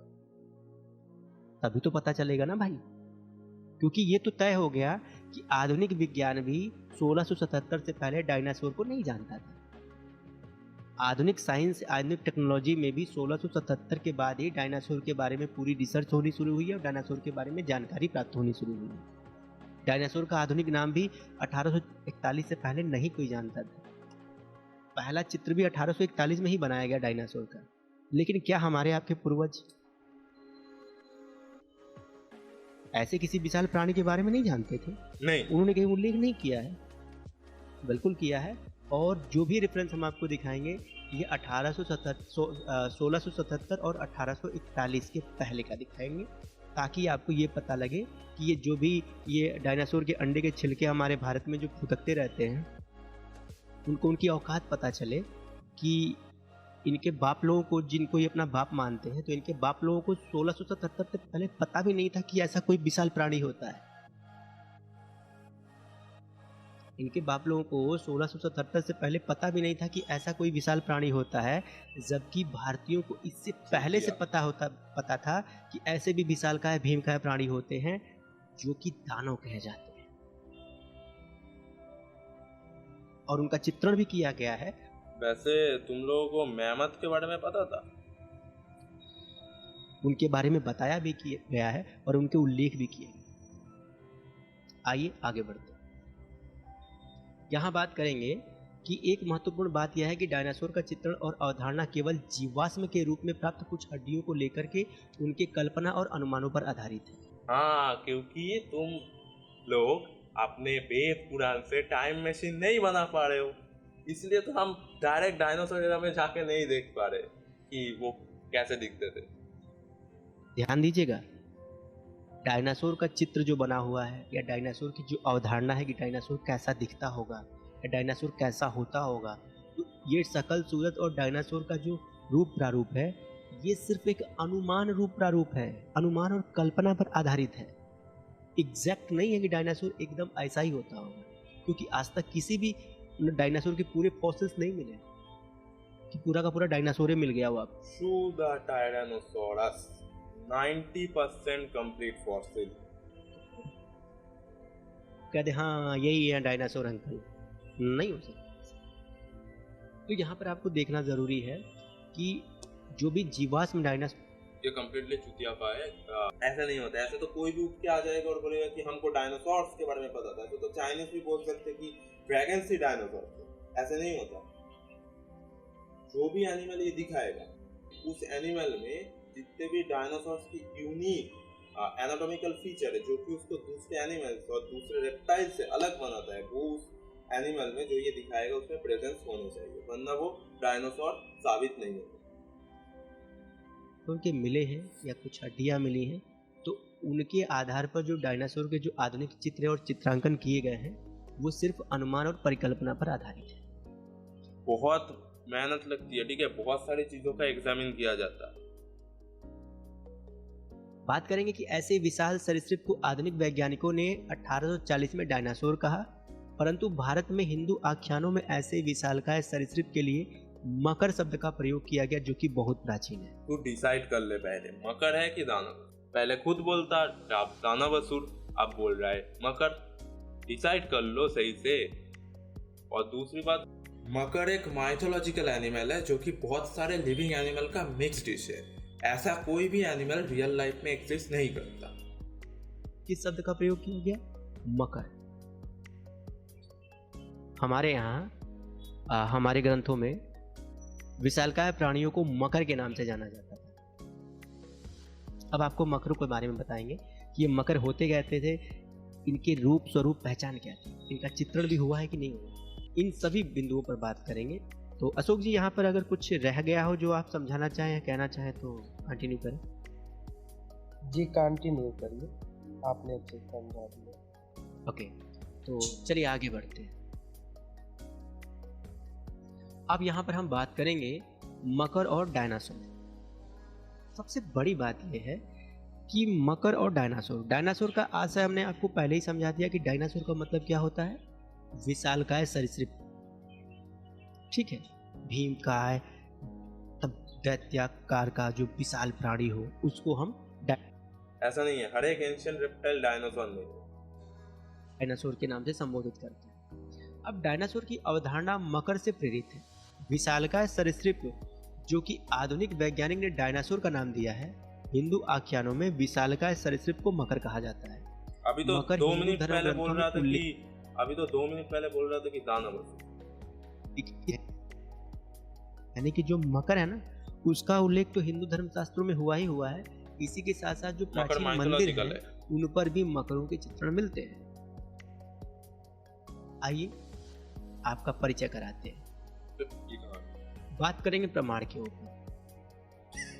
आपको अब हम कुछ प्रमाण दिखाएंगे जिससे सिद्ध होगा कि हिंदुओं को विशाल अभी तक हर जगह पे के आप ये प्रमाण दिखाने वाला है। विशालकाय सरीसृप मतलब आज जिन्हें ग्रीक में डायनासोर कहा जाता है के बारे में जानकारी प्राचीन समय से थी। बिल्कुल सही सुन रहे हैं। हमारे पूर्वजों को विशालकाय, भीमकाय सरीसृपों के बारे में जानकारी थी, जिसको आधुनिक मानव जाति जो है या आधुनिक जो साइंस जगत है जिसको डायनासोर के नाम से जानता है। आइए बात करते हैं। अरे दिमाग से अंधे कोई भी इंसान कॉमन सेंस लगाएगा तो बता देगा ये जो एनिमल है ये क्रोकोडाइल है, कोई या तो मार्स क्रोकोडाइल है या सॉल्ट वाटर क्रोकोडाइल, क्योंकि इंडिया में ये दो नेटिव क्रोकोडाइलियंस है। हालांकि घड़ियाल भी नेटिव है, बट घड़ियाल का जो स्नाउट है वो इलोंगेटेड होता है, इनका इतना इलोंगेटेड नहीं है इसका जो इमेज है। तो इन सॉल्ट वाटर क्रोकोडाइल या मार्स क्रोकोडाइल या मगर क्रोकोडाइल में से कोई एक होगा, सॉल्टी या मगर में कोई भी इंसान को दिखाओगे तो बोल देगा इसको ये डायनासोर लग रहा है। दिमाग घुटनों पे होता है तो यही होता है। चित्र आप देखिए जरा, और इस चित्र को देख के बताइए कि कौन प्राणी है, कौन दिखाई दे रहा है। क्रोकोडाइल, सॉल्ट वाटर क्रोकोडाइल या फिर मगर या मार्श क्रोकोडाइल, हर कोई यही बोलेगा, कोई भी इसको डायनासोर नहीं बोलेगा। तो दिमाग घुटनों पे है। अब इस सिंधु सभ्यता में मकर का अच्छा, फिर ये मार्श क्रोकोडाइल ही है, मतलब मगर क्रोकोडाइल, मगर ही है, मगरमच्छ। क्योंकि सिंध एरिया में जो है वो ये सॉल्ट वाटर क्रोकोडाइल जो सॉल्टी है वो नेटिव नहीं है। तो हालांकि घड़ियाल नेटिव है, बट घड़ियाल का जो स्नाउट है, जैसा मैंने कहा, इलोंगेटेड होता है। तो ये मार्श क्रोकोडाइल है, मगरमच्छ। चित्रण किया गया है, यानी कि सील मिली और इस सील और पर मकर का चित्रण सिंधु यानी कि इंडस वैली सिविलाइजेशन हिंदुइज्म का पार्ट नहीं है। किया लगभग 2500 ईसा वर्ष पूर्व। यह विशालकाय सरीसृप जो आप देख सकते हैं या देख रहे हैं, इसका जो टाइम है, यानी कि इस सरीसृप का जो अंकन किया गया है सील पर, ये है 2005। और इसने जो ये मार्श क्रोकोडाइल है, इसने फिश भी पकड़ा हुआ है खाने के लिए अपने मुंह पे। तो ये नॉर्मल एवरेज साइज का मार्श क्रोकोडाइल साफ पता चला। यानी कि आज से 2500 ईसा वर्ष पूर्व भी भारतीयों को एक ऐसे विशालकाय सरीसृप के बारे में जानकारी थी जिसको कि मकर कहा जाता है। गुड्डू के पट्टे मगरमच्छ मार्श क्रोकोडाइल के साथ रहते होंगे ना ये लोग, क्योंकि मार्श क्रोकोडाइल का वो नेटिव एरिया है। क्या समझे? थी भाई, तेरा दिमाग 100% थी। आगे आ जाओ। अब ये देखो दोस्त, रुक जाओ यहाँ पे, पहले मैं देख लेता हूँ। लेफ्ट साइड वाला जो इमेज है, ये एक इंसान है शायद, क्या घोड़े पे बैठा है, पता नहीं क्या चीज़ है, मुझे प्रॉपरली समझ में नहीं आ रहा। रही बात दूसरा वाला, बहुत सारे लिविंग एनिमल का मिक्स डिश है, मतलब बीच वाले की मैं बात करता। शायद इसका मुंह क्रोकोडाइल या कोई मैमल जैसा है, और फिर फिश का बॉडी है, ये कोई डायनासोर नहीं है। और रही बात लास्ट, जिसको इसने रेड से मार्क किया, ये भाई साहब जल्दबाजी में ये भूल ही चुके हैं कि एलिफेंट नामक एक लिविंग एनिमल एग्जिस्ट करता है इस दुनिया में। ये भूल ही चुका है, क्योंकि इसके सूंड है जो एलिफेंट वाला है, वो सूंड जो एलिफेंट का होता है, और फिर कान भी इसके एलिफेंट जैसे, ये और इसका ये दिख भी एलिफेंट जैसा रहा। बट ये बंदा भूल चुका है कि एलिफेंट नामक एक लिविंग एनिमल एग्जिस्ट करता है इस दुनिया में। तो ईसा पूर्व प्राचीन विदिशा के बेस नगर से मकर ध्वज भी मिला था। क्या समझे? विदिशा के बेस नगर से मकर ध्वज भी मिला था, जो कि भगवान कृष्ण के पुत्र प्रद्युम्न का ध्वज है। किसका है? भगवान कृष्ण के पुत्र प्रद्युम्न का ध्वज है, जिसको हम मकर ध्वज के नाम से जानते हैं। और इस मकर ध्वज यानी कि प्रद्युम्न के ध्वज पर तो मकर होता ही था, और बेस नगर से जो मकर ध्वज का अंकन जो है वो मिला है विदिशा के बेस नगर से। जो ये स्तंभ मिला, इस स्तंभ पर जो है ये मकर का अंकन किया गया है। कुछ लोग बोलेंगे अरे ये तो मछली टाइप का दिख रहा है। तो भाई तुम अपनी आंखों का ढंग से इलाज कराओ, क्योंकि डायनासोर की एग्जैक्ट डेफिनेशन है ही नहीं कि एग्जैक्ट में डायनासोर है। डायनासोर्स में बहुत सारे ऐसे यूनिक एनाटॉमिकल फीचर है जो कि डायनासोर्स को दूसरे एनिमल से डिफरेंट बनाता है, बट ये तो फॉसिल ही नहीं दिखा, और ये 100% डायनासोर्स नहीं है। एक एलिफेंट है, एक मछली और क्रोकोडाइल का शायद मिक्स डिश, और तीसरा क्या है समझ में नहीं आ रहा, शायद कोई इंसान घोड़े पे उल्टा बैठा है। दिखता कैसा था ये किसी के पप्पा को नहीं मालूम, ठीक है। और जो डायनासोर नाम, तुम हिंदूस बेस से टाइम मशीन बना ही नहीं रहे हो, दिक्कत ये है ना। दिया गया है ना, ये डायनासोर उसकी शकल सूरत के ऊपर नहीं दिया गया है। ये डायनासोर नाम भी उसको इसीलिए दिया गया है क्योंकि वो एक विशाल और भयानक प्राणी था, यानी कि भीमकाय विशाल प्राणी था। क्या समझे? तो वो शकल सूरत ही हुआ ना एक तरीके से। तो होता है कि भीमकाय विशाल सरीसृप और यही भीमकाय विशाल सरीसृप जो हैं ये प्राचीन पृथ्वी के राजा थे, सम्राट थे भाई। ठीक है, तो ऐसे विशालकाय सरीसृपों का उल्लेख अभी हमने कुछ देर पहले आपको सिंधु सिविलाइजेशन में दिखाया।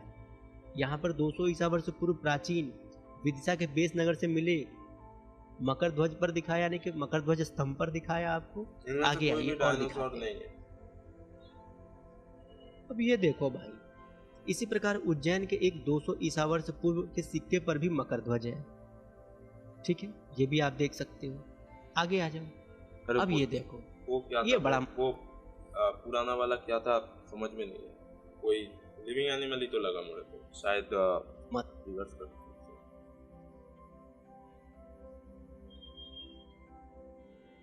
मार्क कहाँ गया है?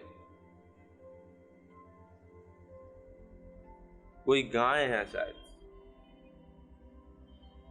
इसी प्रकार उज्जैन के एक 200 ईसा वर्ष पूर्व के सिक्के पर भी मकर ध्वज है। ठीक है, ये भी आप देख सकते हो। ये डायनोसॉर्स नहीं है। अब ये देखो, ये बड़ा मस्त है यार। ये इतना बड़ा है ससुरा कि इसके मुंह में आदमी घुस गया है। ठीक है, ये इतना बड़ा है कि इसके मुंह में अरे साफ पता चल रहा है ये माइथोलॉजिकल एनिमल है और बहुत सारे एनिमल का मिक्स डिश है। इसका जो कान है यार, वो बहुत ही अजीब टाइप का है। मरीन एनिमल्स के कान ऐसे नहीं होते। और इसका मुंह भी बहुत सारे एनिमल का मिक्स डिश है। में घुस गया है। ये शोक मथुरा से मिला है। ठीक है, शोक मथुरा से विशाल मकर शार्क की ये एक शार्क सील या अंकन मिला हुआ है, जिसको आप देख सकते हैं। ये प्राणी भी अपने आप में ऐसा कौन सा शार्क है? इसको कोई शार्क दिखाओ यार। लिविंग एनिमल शार्क बहुत अलग दिखता है, ऐसा शार्क नहीं होता है। काफी विशाल है, बड़ा है, और ये एक आदमी को पूरा का पूरा निगलने की क्षमता रखता है। तो मेगालोडॉन भी बहुत बड़ा शार्क है, तो क्या वो डायनासोर है? अब कुछ लोग बोल सकते हैं, अरे ये तो व्हेल मछली है, ये तो शार्क मछली है। ना तो ये व्हेल है, ना तो ये शार्क है। हो सकती है, क्योंकि ये जो विशाल सरीसृप है ये उन्हीं विशाल सरीसृपों के तो वंशज हैं भाई। तो शार्क्स, व्हेल्स, डायनासोर्स, इन तीनों का आपस में कोई भी एंसेस्टर डिसेंडेंट का रिलेशन नहीं है। जो शार्क्स है वो फिश है, वो फिश में आते हैं। जो व्हेल्स है वो मैमल्स में आते हैं, और जो डायनासोर्स है वो एक्चुअली में रेप्टाइल्स में आते हैं, सौरोपसिड। और ये जो फिश यहाँ पे ये दिखा रहा है, ये फिश भी नहीं है, ये एक माइथोलॉजिकल एनिमल है, बहुत सारे एनिमल का मिक्सचर है। ऐसा कोई भी एनिमल रियल लाइफ में एग्जिस्ट नहीं करता। हम कुछ मैमल्स, फिश और क्रोकोडाइल का मिक्स डिश है। तुम जो डायनासोर करते हो, असल में डायनासोर का मीनिंग क्या है? डायनासोर का मतलब क्या है? विशाल सरीसृप। तो मेरे जीनियस इंसान, क्या फिश रेप्टाइल्स है? क्या शार्क्स रेप्टाइल्स है? क्या व्हेल्स रेप्टाइल्स है? 1840 में यही तो निर्णय लिया गया ना कि डायनासोर का मतलब क्या हुआ? डायनासोर का मतलब हुआ 1842 में ये डिसीजन नहीं लिया गया था कि डायनासोर या क्लेड में जितने भी बड़े एंशिएंट एक्सटिंक्ट रेप्टाइल मिलते हैं सबको यहाँ पे डाल दो। वो कचरे का डब्बा नहीं है कि रेप्टाइल मिला और उसमें डाल दो डायनासोरिया में। वो कचरे का डब्बा नहीं है। साल सरीसृप जब 1677 में उसके पहले फॉसिल्स मिले, जब 1677 में उसके सबसे पहले जब उसके अवशेष मिले, तो क्या निर्णय लिया गया था कि किसी बड़े विशालकाय सरीसृप या मनुष्य की हड्डियां हैं। तो शुरुआती तौर में तो तुम इसको आदमी की हड्डियां समझ रहे थे, फिर बाद में तुम लोगों ने तो यहाँ पे फॉसिल कहाँ है? यहाँ पे तो हमें कोई एक जानवर, माइथोलॉजिकल एनिमल दिख रहा है, फॉसिल ही नहीं है। हम कैसे माने ये डायनासोर है? बोला कि भाई ये किसी विशालकाय सरीसृप की हड्डियां हैं, और फिर उसके आधार पर छिपकली और मगरमच्छ को मिलाकर के तुमने जुरासिक पार्क की पूरी फिल्म ही बना दी। हो गया तुम्हारा। जुरासिक पार्क उस टाइम के हिसाब से 1993 के हिसाब से काफ़ी ज़्यादा एक्यूरेट थे, और आज के जो डायनासोर्स हमें देखने को मिलते हैं वो बिल्कुल भी छिपकली और मगरमच्छ का मिक्स डिश नहीं है। डायनासोर मस्त वाला अरे भाई सब ठीक है, लेकिन डायनासोर का जो नामकरण है ना, डायनासोर के नामकरण के ऊपर चर्चा बार बार की जाती है और ये कहा जाता है कि डायनासोर का उल्लेख तुम्हारे यहाँ कहाँ है। तो भाई बेटा, डायनासोर नाम ही तुम्हारा जब 1840 से पहले एग्जिस्ट ही नहीं करता था तो कहाँ से देंगे नाम। हाँ, डायनासोर जिस नाम से मिलके बना है, यानी कि डायनासोर नाम का जो एग्जैक्ट मीनिंग होता है विशालकाय सरीसृप, तो ऐसे विशालकाय सरीसृपों का उल्लेख हिंदू दर्शनों में, हिंदू धर्म ग्रंथों में और ये विशालकाय सरीसृप है, ये है जायंट रेप्टाइल। क्या बकचोदी है ये। हर जगह दिखाई देता है, जिसके सबूत आप अभी देख रहे हो। आगे आ जाओ। मेरा ईयरफोन ऑटोमेटिक डिस्कनेक्ट हो रहा, वो भी परेशान है इस बंदे की बात से, वो भी नहीं चाहता कि मैं इसकी बात सुनूं। अब ये देखो, ये देखो, क्या है? एकदम ये तुम्हारे नए वाले डायनासोर जैसा है, ठीक है। ये रावत क्या बकचोदी है ये, क्या है ये, कुछ समझ में नहीं आ रहा, क्या चीज है ये। भाटा का शैल चित्र है और ये लगभग 25,000 से लेकर के हिंदुज़म में उतना ओल्ड नहीं है, पहली बात तो।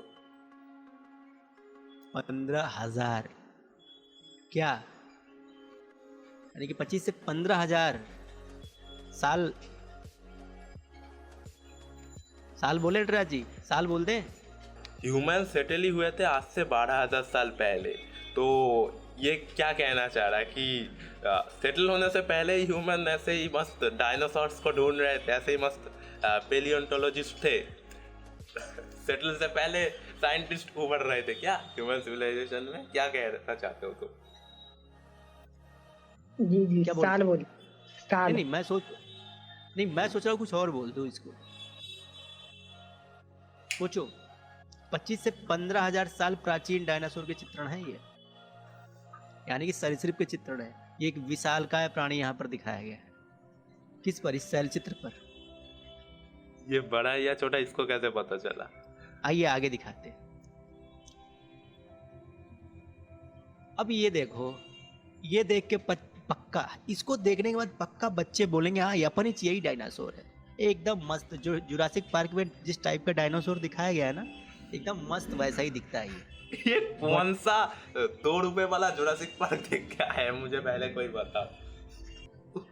तो भूल गया है कि इस दुनिया में जिराफ, एलिफेंट, फिर कैमल, कैंगारू करके भी जो एनिमल्स है वो रहते हैं, अभी भी जिंदा है, ठीक है।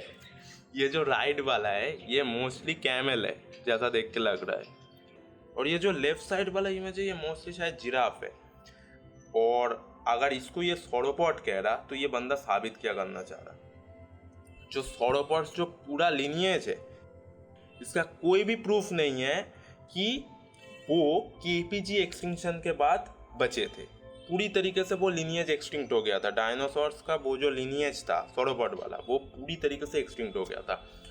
कोई सबूत नहीं है कि केपीजी एक्सटिंक्शन के बाद यानी कि 66 मिलियन ईयर्स के बाद जिंदा थे, और पॉसिबल भी नहीं है क्योंकि जो सॉरोपॉड्स है वो अर्थ पे चलने वाले लार्जेस्ट एनिमल्स में से आते हैं। जो केपीजी एक्सटिंक्शन था उस एक्सटिंक्शन से वही लैंड एनिमल बच सकते थे जिनका वेट 25 केजी से कम है, और जितने भी सॉरोपॉड्स थे उनमें से किसी का भी वेट 25 केजी से नीचे नहीं था। तो ये बिल्कुल ही इम्पॉसिबल और घटिया क्लेम है। और ह्यूमन और नॉन एवियन डायनासोर साथ में नहीं रहते थे क्योंकि फिर फॉसिल रिकॉर्ड होने चाहिए हमारे पास, फिर फॉसिल रिकॉर्ड होते। नॉन एवियन डायनासोर आज से करीबन 66 मिलियन ईयर्स पहले खत्म हो गए नॉन एवियन डायनासोर्स, और जो ह्यूमंस है होमोसेपियंस वो आज से करीबन 3 लाख साल पहले अस्तित्व में आए। ऐसे मोटे तोंद वाला, पतली गर्दन वाला, मस्त झक्कास अपना जुरासिक पार्क वाला डायनासोर। अब ये देखो, पता है ये कहाँ है? इसी प्रकार ऑस्ट्रेलिया, अफ्रीका के शैल चित्रों पर भी डायनासोर के अंकन हैं। हाँ, अफ्रीका में जिराफ रहते हैं ना। कहाँ? अफ्रीका, ऑस्ट्रेलिया के शैल चित्रों पर भी डायनासोर के अंकन मिलते हैं। इससे इतना तो स्पष्ट है ये कि डायनासोर्स नहीं है। विशालकाय जीव डायनासोर और मानव कभी एक साथ भी अस्तित्व में हो सकते हैं, ऐसी संभावनाएं हैं। अब नॉन एवियन डायनासोर और ह्यूमन कभी भी कोएग्जिस्ट नहीं करते। जो डायनासोर्स है और जो ह्यूमंस है वो टेक्निकली कोएग्जिस्ट करते हैं, क्योंकि बर्ड्स जो है वो भी ट्रू डायनासोर्स है, तो टेक्निकली हाँ, बट नॉन एवियन डायनासोर्स नहीं। ऐसा कि क्या है फिक्शनल कैरेक्टर, क्या है एक सिंपल आइडियोलॉजी क्या है कि डायनासोर जो है ना वो नष्ट हो गए और फिर उसके बाद से जनरेशन आगे बढ़ी, फिर मनुष्य आए, फिर ऐसे ऐसे ऐसे ऐसे ऐसे ऐसे ऐसे पता नहीं क्या क्या हुआ है ना। जब पता ही नहीं है तो बोल क्यों रहा है, पूरा रिसर्च करके आना चाहिए ना। ऐसा नहीं है, ह्यूमन बहुत बाद में आए। नॉन एवियन डायनासोर्स जो है वो 66 मिलियन ईयर्स पहले खत्म हो गए, मतलब 6 करोड़ 60 लाख साल पहले, और ह्यूमन आज से करीबन 3 लाख साल पहले आए, तो बहुत ज़्यादा टाइम स्केल का गैप है। फिर अब सवाल ये है कि डायनासोर के फॉसिल्स या डायनासोर की अस्थियां 1677 से पहले नहीं मिली थी। तो जब 1677 से पहले डायनासोर की अस्थियों के बारे में किसी को जानकारी नहीं थी, तो फिर ये चित्रण कैसे बने भाई साहब? क्योंकि चूतिए ये डायनासोर्स है ही नहीं। जब जानकारी नहीं थी तो ये चित्र कैसे बने हैं? ये शैल चित्र कैसे तैयार किए गए हैं? भारत से लेकर के अफ्रीका तक इस विशालकाय जानवर के अस्तित्व कैसे मिल रहे हैं? और एक मैं मजे की बात बताऊं, कभी भारत और कभी अफ्रीका ये दोनों एक ही हुआ करते थे। क्या हुआ करते थे? यानी डायरेक्टली नहीं, इंडिया मेडागास्कर के साथ था और मेडागास्कर अफ्रीका के साथ गोंडवाना का पार्ट था। कि भारत और अफ्रीका की जो प्लेट्स है ना वो एक ही हुआ करती थी, यानी कि एक ही बहुत बड़ा महाद्वीप हुआ करता था, और फिर बाद में प्लेट्स घिसकी, अफ्रीका अलग हम अलग। क्या मतलब? अफ्रीका अलग और हम अलग। पहले मेडागास्कर अफ्रीका से अलग हुआ और उस टाइम पे भी इंडिया मेडागास्कर के साथ ही था। फिर बाद में जाके इंडिया और मेडागास्कर एक दूसरे से अलग हुए और फिर इंडिया अपना रास्ता नाप के एशिया तक आ पहुंचे। अलग। अब मैं आपको एक मजे की बात बताता हूँ। अब अफ्रीका और एशिया, ये जो बड़े सब कॉन्टिनेंट हैं, ये महा एकदम विशाल एक सभ्यता है काफी प्राचीन समय से, ये तो आपको मालूम ही है। अफ्रीका और एशिया सिविलाइजेशन है कि किसी जमाने में जो है एशिया और अफ्रीका महाद्वीप जो है वो अलग अलग हो गए थे। बहुत पहले हुआ था। सारे जो आज के जितने भी कॉन्टिनेंट है सारे एक साथ एक सुपर कॉन्टिनेंट है पैंजिया, और पैंजिया करीबन आज से 200 मिलियन ईयर्स पहले टूटना शुरू हुआ। और इसका सबसे बड़ा सबूत यह है कि जो प्राणी हमारे यहाँ एशिया महाद्वीप में और पाए जाते हैं, जो जीव, एक और चीज जब ह्यूमन एग्जिस्टेंस में आए थे तब तक अफ्रीका, मेडागास्कर, इंडिया एक दूसरे से अलग हो चुके थे। जंतु पाए जाते हैं, सेम वही उधर भी पाए जाते हैं। इस पर अभी नटराज जी स्पष्ट रूप से अपना व्याख्यान देंगे, लेकिन मैं अभी आपको समझाने के लिए बात कर रहा हूँ। तो ये जान लो कि एशिया और अफ्रीका महाद्वीप में इतने बड़े विशाल काय जीवों के बारे में प्राचीन लोगों को अच्छी तरह से भली भांति मालूम था, उनकी जानकारी थी। क्या थी? उनकी जानकारी थी। उनको विशालकाय सरीसृपों के बारे में वो जानते थे और इसीलिए उन्होंने इनका चित्रण भी किया है। ये वाला तो हूबहू जुरासिक पार्क, पहला वाला चित्र में तो हूबहू जुरासिक पार्क वाला डायनासोर लग रहा है, और इस डायनासोर का लग रहा है कि अगल बगल में लोग खड़े हो। नहीं लग रहा, ऐसा नहीं होता था। सॉरोपॉड्स इसको बांधने का प्रयास कर रहे हैं। अगर वो सॉरोपॉड होता तो इनको अभी तक कुचल देता। ठीक है, तो ये आप देख सकते हैं। इससे इतना तो स्पष्ट है कि विशालकाय जीव डायनासोर और मानव कभी एक साथ भी अस्तित्व में थे। एवं ध्यान देने वाली बात यह है कि भारत में सबसे प्राचीन प्रमाण है, अतः इन जीवों को लेकर जानकारी भारतीयों को बहुत पहले से थी। क्या है? बहुत पहले से थी। यानी कि भारतीय संस्कृति में इस तरह के जो फलक हैं, चित्रण है, नामों के उल्लेख है, इनके जो साक्ष्य हैं वो काफी प्राचीन समय से मिलते आ रहे हैं। इन्हीं को तो दानव कहा जाता था।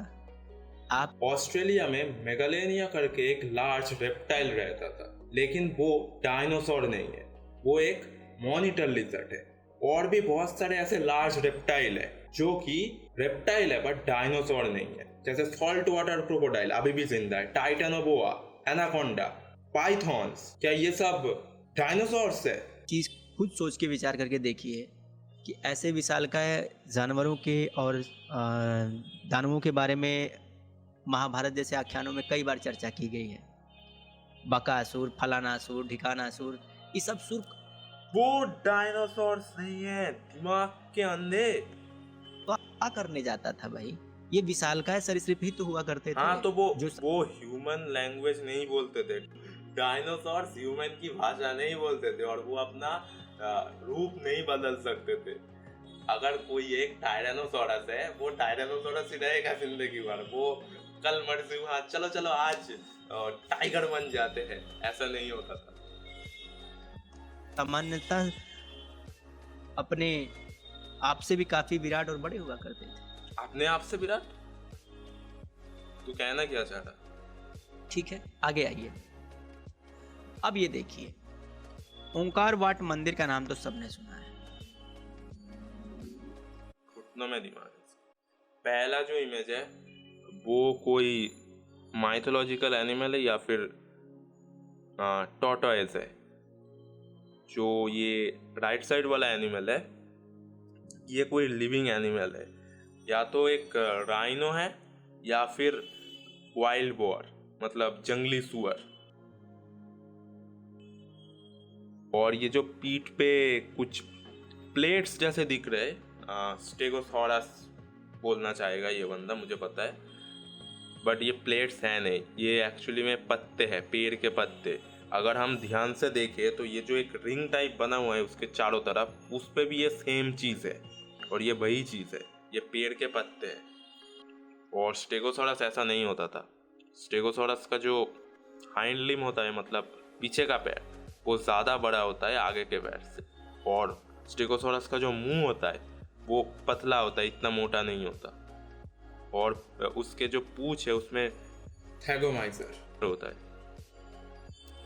विश्व का सबसे बड़ा मंदिर, भगवान विष्णु को समर्पित ये ओंकार वाट मंदिर में डायनासोर की आकृति आप देख सकते हैं। और मजे की बात यह है कि इसमें जो डायनासोर की आकृति बनाई गई है, मतलब इंटरेस्टिंगली ये जो लेफ्ट साइड वाला है, ये एनिमल एक्चुअली में स्प्रॉयलिंग पोस्चर में है, ना कि रेगुलर डायनासोर वाला इरेक्ट। ये टॉर्टोइज की तरह थोड़ा लग रहा है। टॉर्टोइज का भी स्प्रॉयलिंग स्टैंस ही होता है। ये 1840 में किया गया। डायनासोर के फॉसिल्स के बारे में पहली जानकारी जो है वो 1677 में लगी। फिर 1841 और मतलब 40-41 के बीच में इसका चित्रण और इसका नामांकन किया गया। लेकिन मजे की बात बताओ, ये जो ओंकार वाट मंदिर है ना, ये 9वीं शताब्दी का है, और 1100 वर्ष पूर्व हिंदुओं ने डायनासोर को मंदिरों में उकेर दिया था भाई।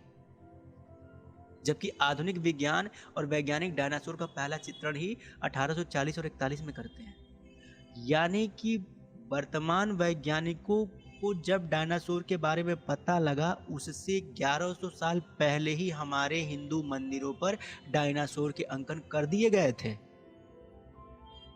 प्रत्यक्ष प्रमाण है। 9वीं शताब्दी में बना हुआ ओंकार वाट मंदिर देख लो आंखें फाड़ के। डायनासोर के अंडे के छिलकों, क्या बोलते हो तुम? हमें मालूम ही नहीं था, लोग जानते ही नहीं थे डायनासोर के बारे में। तुम्हारे बाप लोगों को पता लगता है 1677 में, नाम पहली बार रखते हो उसका 1841 में, और यहां पर देखो। और हिंदुओं ने अपने मंदिर बनाते समय इसका डिट्टो इस सरीसृप को उकेर दिया था अपने मंदिरों पर, और जैसा डिट्टो इन्होंने ये डायनासोर से वाला एक घटिया सौरोपॉड का रिप ऑफ लग रहा, और दूसरा वाला एक घटिया स्टेगोसॉरस का रिप ऑफ लग रहा, पता है? ने, यानी कि जैसा इन मंदिरों पर डायनासोर को उकेरा गया है, ऐसा लग रहा है लो बजट जुरासिक पार्क देखने आए हो। यही आकृतियां तुम लोगों ने कॉपी करके अपने जुरासिक पार्क वाली मूवीज में घुसेड़ रखी। ये कॉपी किया? शर्म नहीं आती चोर कहीं के? एक तो चोरी भी करते हो यार, ऊपर से सीनाजोरी भी करते हो, फिर अलग से आंख भी दिखाते हो कि तुम्हारे यहाँ तो मिलते ही नहीं डायनासोर।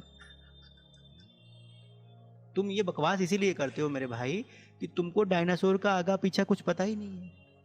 तुमसे डायनासोर की बात करते हो, अगर हम तुमसे पूछ दें कि डायनासोर का पहला फॉसिल कब मिला था तो तुमसे ये भी ना बताया जाएगा। बता लेकिन तो बातें तो दिया लंबी इतना। चौड़ी करते हो।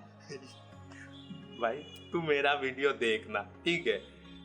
पूरा एक एक पॉइंट को पकड़ पकड़ के पेलाऊ तेरे को। ठीक है ना? तो देख लो, ये जो जुरासिक पार्क में जो मूवी आती है उसमें ये वाला डायनासोर भी और ये वाला डायनासोर भी खूब दिखाया। जुरासिक पार्क में मूवी आती है, वाह।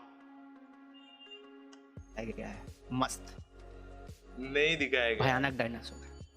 ये क्या है, टॉर्टोइस का जायंट वर्जन और एक वाइल्ड वॉर के ऊपर पत्ते लगा दिए है, या राइनो के ऊपर। ये क्या रिप ऑफ है भाई? पता है 1677 और 1840 और 41 से बहुत पहले ये अंकन हो गए थे हिंदू मंदिरों पर। तो अब मत पूछना कि डायनासोर के बारे में नहीं जानते थे। अब ये देखो, ये भी ओंकारवट। ये जो ऊपर वाला स्टेगोसॉरस का इमेज इसने दिखाया है, दोनों कौन से एंगल से सिमिलर लग रहे हैं। और मजे की बात, स्टेगोसॉरस 66 मिलियन ईयर्स यानी कि जब केपीजी एक्सटिंक्शन हुआ उससे बहुत पहले एक्सटिंक्ट हो गए थे। मंदिर का ही है। इसमें देखो, ये तुम्हारे जुरासिक पार्क वाला तुम्हारा डायनासोर अंकल है। ये देखो ऊपर मेरा जो अंकल तुम्हारा मूवी में जो फिक्शनल कैरेक्टर जुरासिक पार्क वाला जो तुम्हारा डायनासोर है, और ये मंदिरों के सीलों पर बना हुआ डायनासोर है। माइथोलॉजिकल एनिमल्स दिखा के डायनासोर्स को फिक्शनल कैरेक्टर बोल रहे हैं। शाबाश। दोनों में तुम समानताएं देख सकते हो और पहचान सकते हो कि किसने किससे चुराया है। ये कॉपी नहीं है, वो स्टेगोसॉरस या फिर जितने भी डायनासोर्स के रिकंस्ट्रक्शन है उसको बनाने में बहुत मेहनत लगती है, बहुत ज़्यादा चीज़ें एग्जामिन होता है। ऐसे ही पागलों की तरह हाँ मिल गया और ऐसे ही रैंडमली बना दो, ऐसा नहीं होता। देख लो, देखो देखो देखो, प्यार से देखो, गौर से। तू मेरा वीडियो देखना। पढ़ाई उड़ाई करो थोड़ा सा। उसको जरूरत। ठीक है ना? आगे बढ़ते हैं। अब ये देखो, क्या है ये? एलिफेंटोसॉरस घटिया क्लेमिकस। एलिफेंट नामक एक लिविंग एनिमल है, याद है या भूल गया? ये दोनों एलिफेंट का सिर के साथ शायद कोई लायन या किसी का बॉडी चिपका दिया है। माइथोलॉजिकल एनिमल है, रियल एनिमल नहीं। दोनों रियल एनिमल का मिक्सचर है। थोड़ा दिमाग लगा, लिविंग एनिमल्स का नाम याद रख। चिन्नकेशव मंदिर क्या है? चिन्नकेशव मंदिर बेलूर में मतपा प्रवेश द्वार पर मकर। क्या है? मतपा प्रवेश द्वार पर मकर। ये देखो, ये प्रवेश द्वार पर ये मकर का अंकन किया गया, एक विशालकाय सरीसृप का अंकन किया गया है इस डिजाइन में। ये आप देख सकते हो, ये देखो, ठीक है? ये अंकन आप देख सकते हो। और देखो, ये देखो, एक और एलिफेंट का सिर। ये क्या है? पिछवाड़ा स्नेक का लगा दिया है क्या? और बॉडी थोड़ा लायन जैसा है।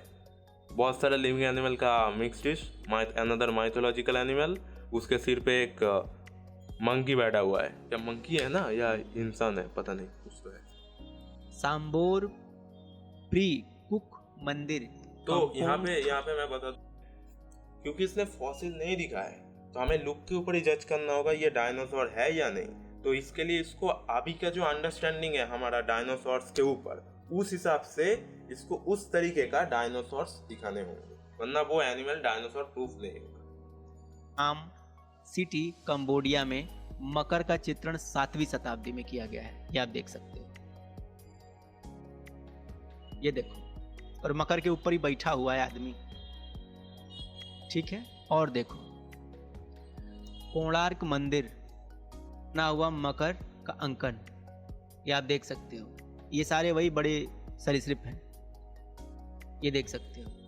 इसके केनाइन्स है, रेप्टाइल्स के केनाइन्स नहीं होते। केनाइन टीथ जो है वो रेप्टाइल्स के नहीं होते। केनाइन्स मैमल्स में एक यूनिक फीचर है जो कि मैमल्स को दूसरे एनिमल से अलग बनाते हैं, और इसके बाकी जितने भी फीचर है वो मैमेलियन है, ना कि रेप्टाइलियन। आगे आओ, ये देखो, ये देखो मकर। अब ठीक है, अब इसको ध्यान से देखो सब। ये एक माइथोलॉजिकल एनिमल है जो कि बहुत सारे एनिमल का मिक्स डिश है। इसका जो थोबड़ा है, मुंह, वो थोड़ा क्रोकोडाइल से लिया गया है, और फिर जो पैर है वो देख के कुछ याद आ रहा है? हाँ, वो लायन या टाइगर बिग कैट्स का है, और जो बॉडी है वो भी शायद बिग कैट्स का ही है। मकर की बात कर रहा था तो कुछ लोग बार बार कह रहे थे कि मकर का मतलब मगरमच्छ होता है। अरे भाई बिल्कुल होता है मगरमच्छ, लेकिन मगरमच्छ भी तो डायनासोर की ही प्रजाति है भाई। हाँ? हैं? डायनासोर के बचा हुआ बच्चा मगरमच्छ पानी में था, बच गया। कौन सा वो कबाड़ वेबसाइट है जहाँ पे लिखा हुआ है कि जो डायनासोर्स है वो क्रोकोडाइलियंस के एंसेस्टर है और क्रोकोडाइलियंस डायनासोर के डिसेंडेंट है? कौन सा वो भकलंडी चूतिया वेबसाइट है जिसमें ये चीज़ लिखा हुआ है? मुझे दिखा, मुझे देखना है। मैं बता देता। बहुत सारे लोगों को शायद ये लगता होगा कि जो मॉडर्न क्रोकोडाइलियंस है वो डायनासोर्स के डिसेंडेंट्स है, जबकि ऐसा नहीं है। क्रोकोडाइलियंस एंड डायनासोर्स दोनों आर्कोसॉर्स है, बट दोनों एक दूसरे के एंसेस्टर और डिसेंडेंट नहीं है। क्रोकोडाइलियंस जो है वो पार्ट है सूडोसुकिया का, और जो डायनासोर्स है वो पार्ट है एफ मेटिटासेलिया का, और दोनों एक दूसरे के सिस्टर क्लेड है। देखो, ये देखो, हेलेबिड्डू की दीवारों पर मकर पर सवार भगवान वरुण 12वीं शताब्दी। ये देखो मकर पर बैठे हैं भगवान वरुण, और इस मकर को देखो, देख तो कितना मस्त लगता है, एकदम बड़ा सा सरीसृप, बड़े मुख वाला। ये सरीसृप नहीं 4 पांवों पर। ऐसा कोई प्राणी है आज की तारीख में, बताओ? होगा ही नहीं, क्योंकि ये माइथोलॉजिकल एनिमल है। ऐसा कोई प्राणी है वर्तमान में जो आपको ऐसा कोई प्राणी दिखाई देता हो? तो ये प्राणी फिर है कौन? माइथोलॉजिकल एनिमल वही बड़े सरीसृप हैं कुछ भी जो पहले हुआ करते थे। और मतलब जो भी अजीबोगरीब दिखने वाला एनिमल मिले उसको डायनासोर्स बोल के चलवा दो, सही है। लोगों ने समय समय पर उनके अंकन भी किए हैं, समझ रहे हैं ना? बाकी अशोक जी या नटराज जी, इस पर आप लोगों की कोई टिप्पणी?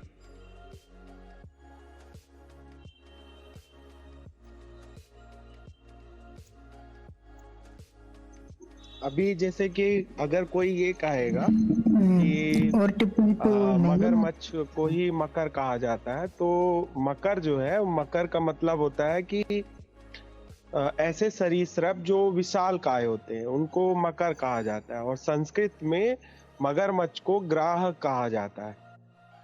तो दोनों के लिए जैसा कि मैंने पहले ही कहा था, मकर एक माइथोलॉजिकल एनिमल है जो कि बहुत सारे लिविंग एनिमल का मिक्स डिश है, के लिए अलग है, और विशाल काय जलीय सरीसृप के लिए मकर शब्द ही इस्तेमाल होता है। डायनासोर्स मरीन रेप्टाइल्स नहीं है। नटराज जी कुछ कहना है? नहीं, आगे चलिए। और बाकी आप इसमें देखिए, मकर का जो चित्रण है वो मगर से कितना अलग है। उसमें देखिए 4 बड़े बड़े पैर हैं, जैसे दरियाई घोड़े के होते हैं, तो मुंह मत्स्य जैसे। वो कोई बिग कैट जैसा उसका पैर है, और ऐसा डायनासोर्स के जो पैर है ऐसे नहीं होते थे। हाँ, मैमल्स और डायनासोर्स दोनों के जो पैर है वो इरेक्ट स्टैंस में होते थे, बट ऐसा नहीं। तो ये थोड़ा अंतर है।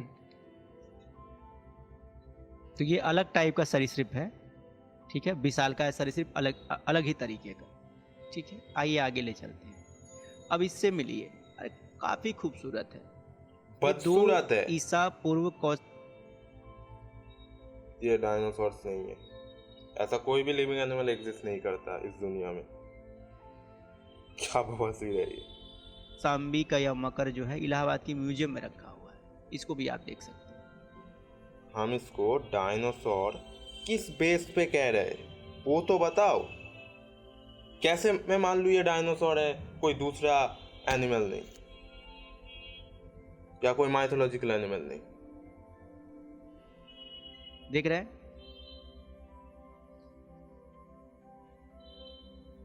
ये आप देख सकते हैं। आइए आगे चलिए, आप कुछ और दिखाता हूँ। आप थोड़ा बात करेंगे कि क्या हमारे धार्मिक ग्रंथों में ऐसे किसी विशालकाय सरीसृपों के बारे में कुछ कहा गया है?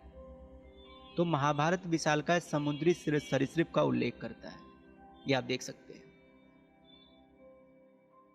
ये देखिए, वहाँ तिमिंगिलास, कछुए, तिमिंगिलास और मकरस दिखाई दिए, जो पानी में डूबी हुई बड़ी चट्टानों की तरह थे। क्या है? जो कि वेल्स भी बहुत बड़े हैं ना। और तिमिंगिलास एक माइथोलॉजिकल एनिमल है, ऐसा कोई चीज रियल लाइफ में एग्जिस्ट नहीं करता। तिमी मतलब वेल होता, जितना मुझे आइडिया है। और कछुआ तो हम सबको पता ही है। चट्टान की तरह थे। महाभारत वन पर्व, यानी कि समुद्र में रहने वाले ऐसे विशालकाय सरीसृप। तो ब्लू व्हेल बहुत बड़ा एनिमल है, तो उसको देख के लग ही सकता है कि हाँ। अब वो तो ब्लू व्हेल क्या डायनासोर है क्या? क्या क्या कहना क्या चाहता है? रहने वाले ऐसे विशालकाय सरीसृपों के बारे में, जैसा मैंने पहले कहा, हमें आज तक कोई भी फुली एक्वाटिक डायनासोर नहीं मिला। महाभारत काल के लोगों को भी पता था। और बच्चे कहते हैं कि डायनासोर के बारे में तुम्हारे किताबों में कहाँ लिखा है? तो तुम लोग ये बेवकूफ़ी इसीलिए करते हो कि तुम डायनासोर नाम का मतलब नहीं समझते हो। डायनासोर का मतलब क्या हुआ? विशालकाय सरीसृप, दानवाकार प्राणी। और ये प्राणी हर जगह पे हग रहा है। पहली बात तो हर एक बड़ा रेप्टाइल डायनासोर नहीं होता है। दूसरी बात, वेल्स रेप्टाइल्स ही नहीं है, पहले से एग्जिस्ट करते हैं और लोग पहले से इनको जानते हैं। ये तुम लोग की कोई बहुत बड़ी उपलब्धि नहीं है, कोई बहुत बड़ी खोज नहीं है कि तुम हर गाली निकल जाती है ऐसे बंदे ऐसे बात करते हैं। नॉन एवियन डायनासोर्स की खोज बहुत बड़ी उपलब्धि है, और इस बंदे को कोई आइडिया ही नहीं है कि पेलियोंटोलॉजी में डायनासोर्स कितना ज्यादा इंपॉर्टेंट है। में एक फॉसिल खोजा और उसके बाद से जुरासिक पार्क की मूवी में पूरा डायनासोर दिखा दिया और हो गए भैया तुम बड़का साइंटिस्ट। एक ये को मैं क्या बोलूं? ठीक है, आगे आओ। अब ये देखो, सुश्रुत संहिता में विशालकाय सरीसृप का उल्लेख किया गया है। सुश्रुत संहिता के अनुसार तिमी अब देखो, तुम जो कह रहे हो ना मगरमच्छ के नाम, अब ये देखो विशालकाय जीवों के नाम देखो, कितने बड़े बड़े जीवों के नाम है यहाँ पर। देखो, सुश्रुत संहिता के अनुसार तिमी, तिमिलिंगा, कुलिसा, पकामत्स्य, निरुलारू, ठीक है, नंदी, वारलका, मकरा, गर्गराका, चंद्रका, महामीना और राजीवा आदि ने समुद्री मछली के परिवार का गठन किया है। ज्यादातर इसमें माइथोलॉजिकल एनिमल्स है। और दूसरी बात, जो तिमी है वेल्स, वो मरीन मैमल्स है, और वेल्स एंसेस्टर नहीं है सारे फिश का। आदि ने समुद्री मछली के परिवार का गठन किया है। सुश्रुत संहिता टेट्रापॉड्स फिश से ओरिजिनेट हुए थे। तो टेक्निकली जमीन पर रहने वाले जितने भी वर्टेब्रेट्स हैं, इनका जो कॉमन एंसेस्टर है वो एक फिश है, और मैमल्स टेट्रापॉड्स है, और जो वेल्स है वो भी टेट्रापॉड्स है, क्योंकि वो मैमल्स है तो ऑटोमेटिक वो टेट्रापॉड्स में आ गए। तो इसीलिए मैमल्स किसी भी हाल में सारे फिश का एंसेस्टर नहीं हो सकता। अध्याय 45, यानी कि समुद्र में जो मछलियां हैं ना, समुद्री मछलियों के गठन में इस तरह के जीवों का क्या है, हाथ रहा है। व्हेल्स मरीन मैमल्स है और जो फिशेस है वो पानी में मरीन मैमल से पहले से मौजूद है। तो व्हेल यानी कि तिमी कैसे इसका एंसेस्टर हो गया? कुछ भी एवोल्यूशन की मार रहा है ये। बताया जा रहा है कि कैसे जीवों का विकास हुआ। आगे आइए, भागवत पुराण अध्याय 64। राजा तो गांडू ये ओवर साइज लिजर्ड है ना कि डायनासोर। नरिग की कथा है। यहाँ एक विशाल पहाड़ी आकार के सरीसृप के बारे में वर्णन किया गया है।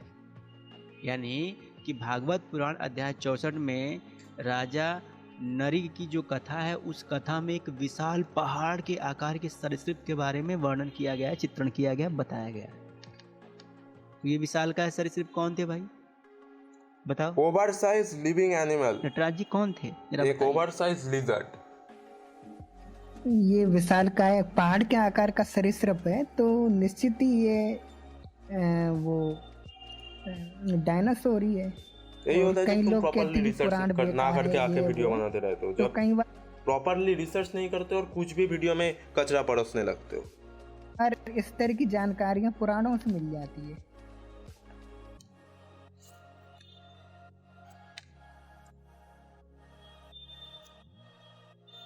कि मतलब हिंदू धर्मशास्त्रों में, हिंदू ग्रंथों में, हिंदू मंदिरों पर विशालकाय सरीसृपों के बारे में जानकारी दी गई है। उनको पता था कि ऐसे विशालकाय प्राणी पहाड़ के आकार के, जल में डूबने के बाद भी पहाड़ के जैसे दिखाई देने वाले विशालकाय प्राणी हुआ करते थे। और उन विशालकाय डायनासोर की बात कर रहे हो या गॉडजिला की? जानकारी थी, उनको मालूम था। आगे आइए, अब श्रीमद् भागवत में समुद्री सरीसृप का उल्लेख है। क्या है? लिखा है, भूख और प्यास से पीड़ित मकर और तिमिंगिला द्वारा हमला किया गया और लहरों और हवाओं से पीड़ित मार्कंडेय उस अनंत निराशा से भटकते रहे जिसने उन्हें घेर लिया था।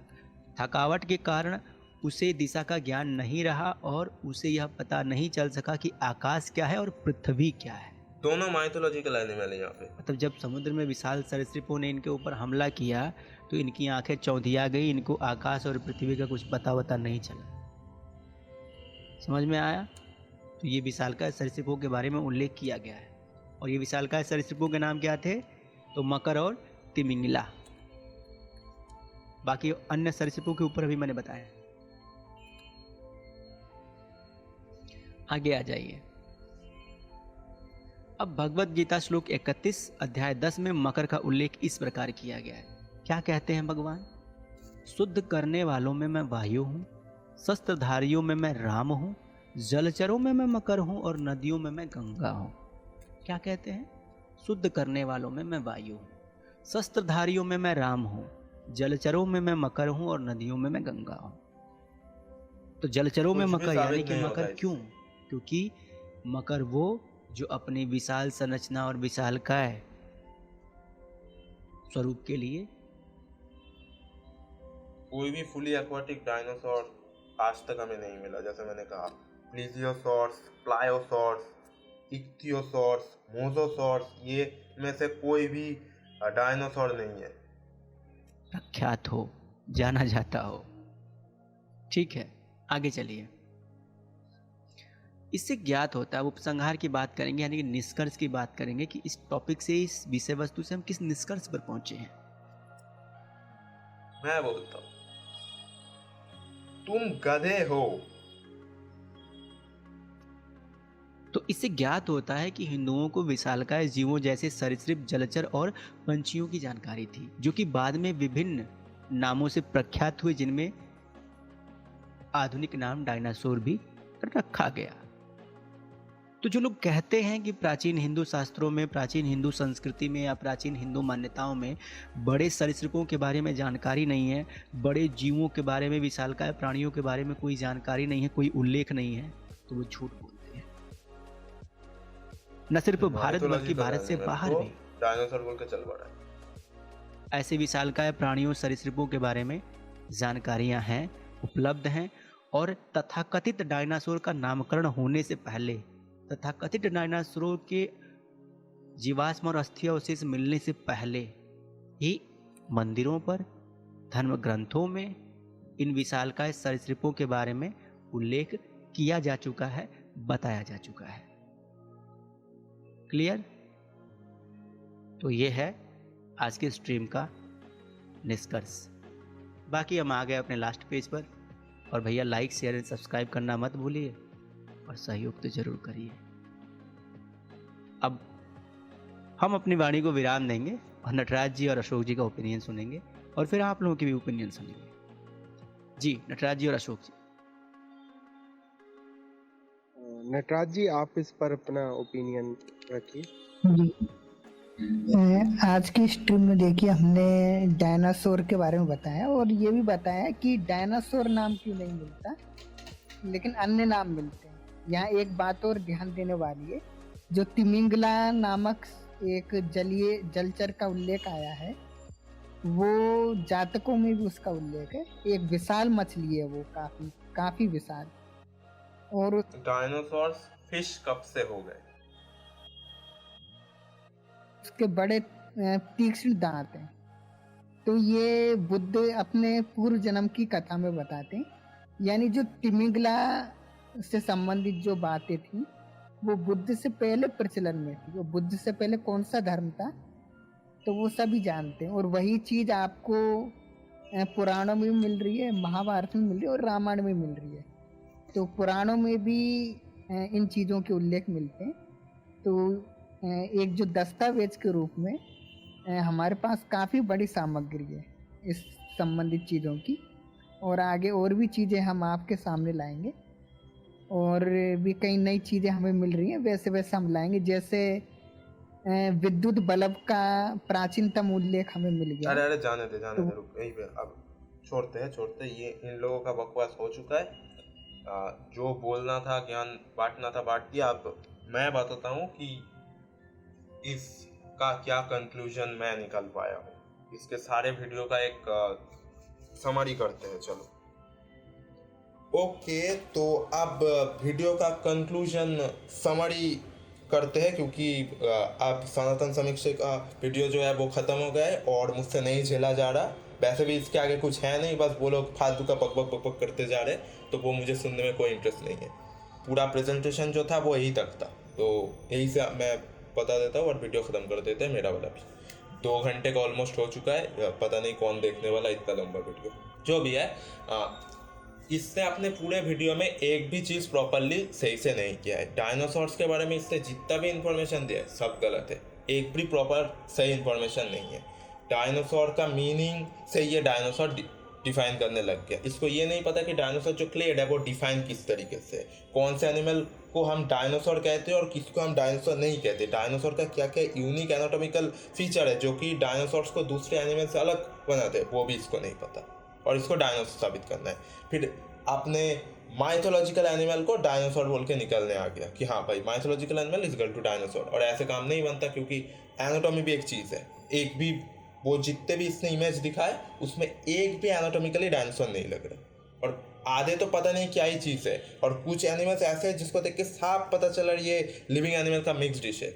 कुछ एनिमल्स के केनाइंस है, मैमल्स जैसे कान है, साफ साफ पता चल रहा है वो मैमल से लिया गया है, और हाथी जैसे सूंड भी है। और आगे जाके फिर और भी बहुत सारी गलती करता है। पहले तो बंदा खुद कंफ्यूज है कि दानव असुर है कि मकर है, पहले खुद डिसाइड नहीं कर पाता, कभी बोलता मकर कभी बोलता दानव असुर। पहले बोला दानव असुर दानव असुर दानव असुर करके आधा घंटा निकाल दिया, फिर बोलता है मकर। पता नहीं क्या नॉनसेंस हरकत कर रहा है, बकचोदी करते जा रहा है। आगे जाके ये और भी हकता है, डायनासोर्स को क्रोकोडाइलियंस, शार्क्स और व्हेल्स का एंसेस्टर बना दिया। बोलता है कि ये जितने भी ये जो एनिमल्स है ये डायनासोर्स के डिसेंडेंट है, मतलब एवोल्यूशन की भी मार दिया आगे जाके। फिर बोलता है कि क्रोकोडाइलियंस इज इक्वल टू डायनासोर्स, ये डायनासोर्स के डिसेंडेंट है। इसको ये नहीं पता कि क्रोकोडाइलियंस डायनासोर नहीं है, ये बेसिक नॉलेज नहीं है इसको, और चला है डायनासोर साबित करने अपने स्क्रिप्चर में से। मतलब पूरी तरीके से वीडियो में हर जगह पे हकते हुए मुझे इरिटेट कर दिया इस बंदे ने। उल्टे सीधे बात हमेशा बोलते जा रहा, जिसका कोई सर पर नहीं है, प्रॉपरली रिसर्च नहीं करा। भाई एटलीस्ट विकिपीडिया ही पढ़ लेता, क्या जरूरत थी व्हाट्सएप यूनिवर्सिटी से अपना रिसर्च लाने की? व्हाट्सएप यूनिवर्सिटी में रिसर्च करोगे तो यही तो होगा ना। भाई थक गया मैं चिल्लाते। हाँ तो यही था वीडियो में। इसने अपने वीडियो से कुछ भी साबित नहीं किया है, बस गलतियां किया है और उल झुल के क्लेम किया है। जैसे कि डायनासोर्स और ह्यूमन साथ में रहते थे, फॉसिल रिकॉर्ड कहाँ है? फिर फॉसिल रिकॉर्ड तो होते टेक्निकली, यस बर्ड्स भी डायनासोर्स ही है, वो ट्रू डायनासोर्स है तो हाँ, बट जो नॉन एवियन डायनासोर्स है वो कभी भी ह्यूमन के साथ नहीं रहते थे, वो बहुत पहले एक्सटिंक्ट हो गए। जैसे मैंने पहले बताया कि ह्यूमन 3 लाख साल पहले आए और non avian dinosaur 66 million years पहले एक्सटिंक्ट हो गए। और अगर वो लोग 66 के बाद भी जिंदा होते तो हमारे पास फॉसिल रिकॉर्ड होते, बट वो नहीं है। तो ऐसे उल्टे सीधे क्लेम करता रहा पूरे वीडियो में आलतू फालतू का। तो ये है वीडियो, डिबंक वीडियो सनातन समीक्षा के जो डायनासोर इन हिंदू स्क्रिप्चर है। तो इसने अपने वीडियो से कुछ भी नहीं साबित किया है, बस फालतू का बकचोदी फैला है और कुछ भी नहीं। बस यही था वीडियो में। हाँ मुझे पता है 2 घंटे का हो चुका है और मैं भी थक चुका हूँ चिल्लाते इसके ऊपर। तो ठीक है, यही था वीडियो में, चलो बाय।